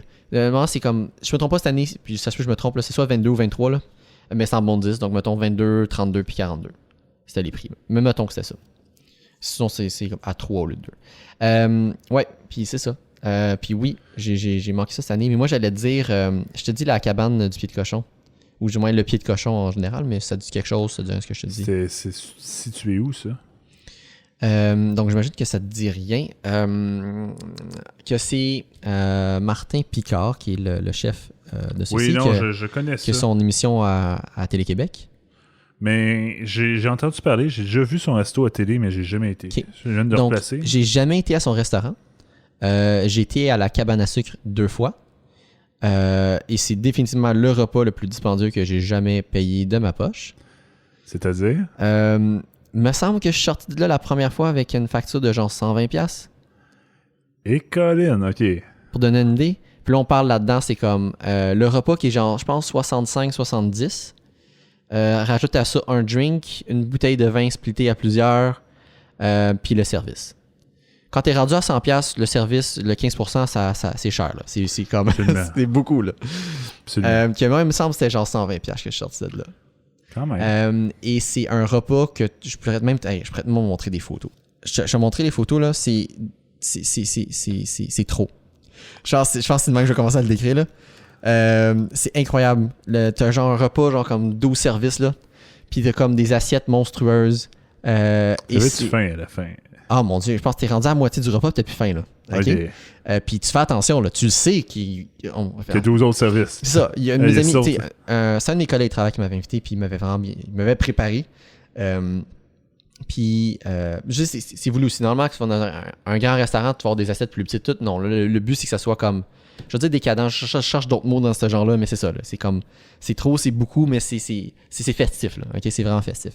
Puis, c'est tous des plats vraiment spéciales, uniques, qui ont été préparées pour... Ben, pour toute la saison, c'est le même plat qui vont faire les mêmes services. Là. Mais ça a été pensé. Là. Mais c'était pensé, puis toujours une thématique. Que là, première année que j'avais été, Martin avait été... OK, parce que plusieurs années, tu y étais. J'ai été 2 fois. J'ai fait une fois avec des collègues de travail, une fois avec ma famille puis des amis. OK, quand même, la famille. Je l'ai invité ma famille pour découvrir cette expérience-là. Est-ce qu'ils ont apprécié, Patrick? Oui, Oui, je vais dire oui. Mais ça reste que, je pense, on a beaucoup parlé par après. Ils font comme 2 tablés. Il y a comme la saison, le printemps, la saison des sucres. Puis il y a la saison, le temps des récoltes, que tu fais comme en automne. Puis selon ce qu'on a pu voir à la télé, d'ailleurs, ce qu'ils montraient, le temps des récoltes avait l'air plus intéressant. Du moins plus proche des goûts qu'on aurait voulu aller le chercher. L'année que moi j'ai été, le thème c'était le Japon. Martin a fait un voyage au Japon. Et il avait ramené, il a fait une espèce de ramen, puis des sushis, d'autres trucs comme ça. Qui est étrange de dire que t'as ça à la cabane à sucre, mais c'était quand même super intéressant. Puis le mélanger avec d'autres plats plus traditionnels. Puis l'année que j'étais avec mes parents, c'était le Maroc, qui était le truc. Puis les plats c'est toujours incroyable. Même les desserts, les concepts, tout ce qui est fait, la manière de la présentation aussi, c'est incroyable. C'est vraiment incroyable. Je t'ai montré des photos. Mais c'est toute une expérience à vivre. Moi, je sais que l'affaire la plus chère que j'avais été, je pense encore une fois, c'était avec Ingress. C'était le restaurant comme, tu sais, à côté de la place des spectacles. Ouais. Ben c'est ça, c'était à Montréal à table, celle-là. Ouais, c'était à Montréal à table. J'ai oublié le nom. La taverne F, je crois. En tout cas, taverne, puis une lettre, là. Taverne T ou F, là. Bref, j'avais apprécié, là. Mm-hmm. J'avais vraiment trippé. Ouais. Non, mais je te dis, quand tu me parlais de ça tantôt, je fais comme, oui, c'est vrai, c'est avec toi, puis c'est à celle-là que je pensais. C'était vraiment super, puis c'était vraiment le fun. Oh, ouais, définitivement. Définitivement, je réessayerais. Le problème, c'est que moi, de mon côté, j'ai une blonde qui est un peu plus difficile. Là. Il faut sélectionner. Définitivement, mettons, je reparle au pied de cochon, surtout dans ce cas-là. Faut pas que tu aies de régime ou de conditions alimentaires particulières. Faut que tu sois ouvert à tout. Puis il faut que tu sois ouvert à découvrir des affaires que tu n'as jamais essayées. Puis si tu vas vraiment avec un esprit ouvert et de curiosité, découverte, là, tu vas apprécier passer vraiment un moment. Ouais, exactement.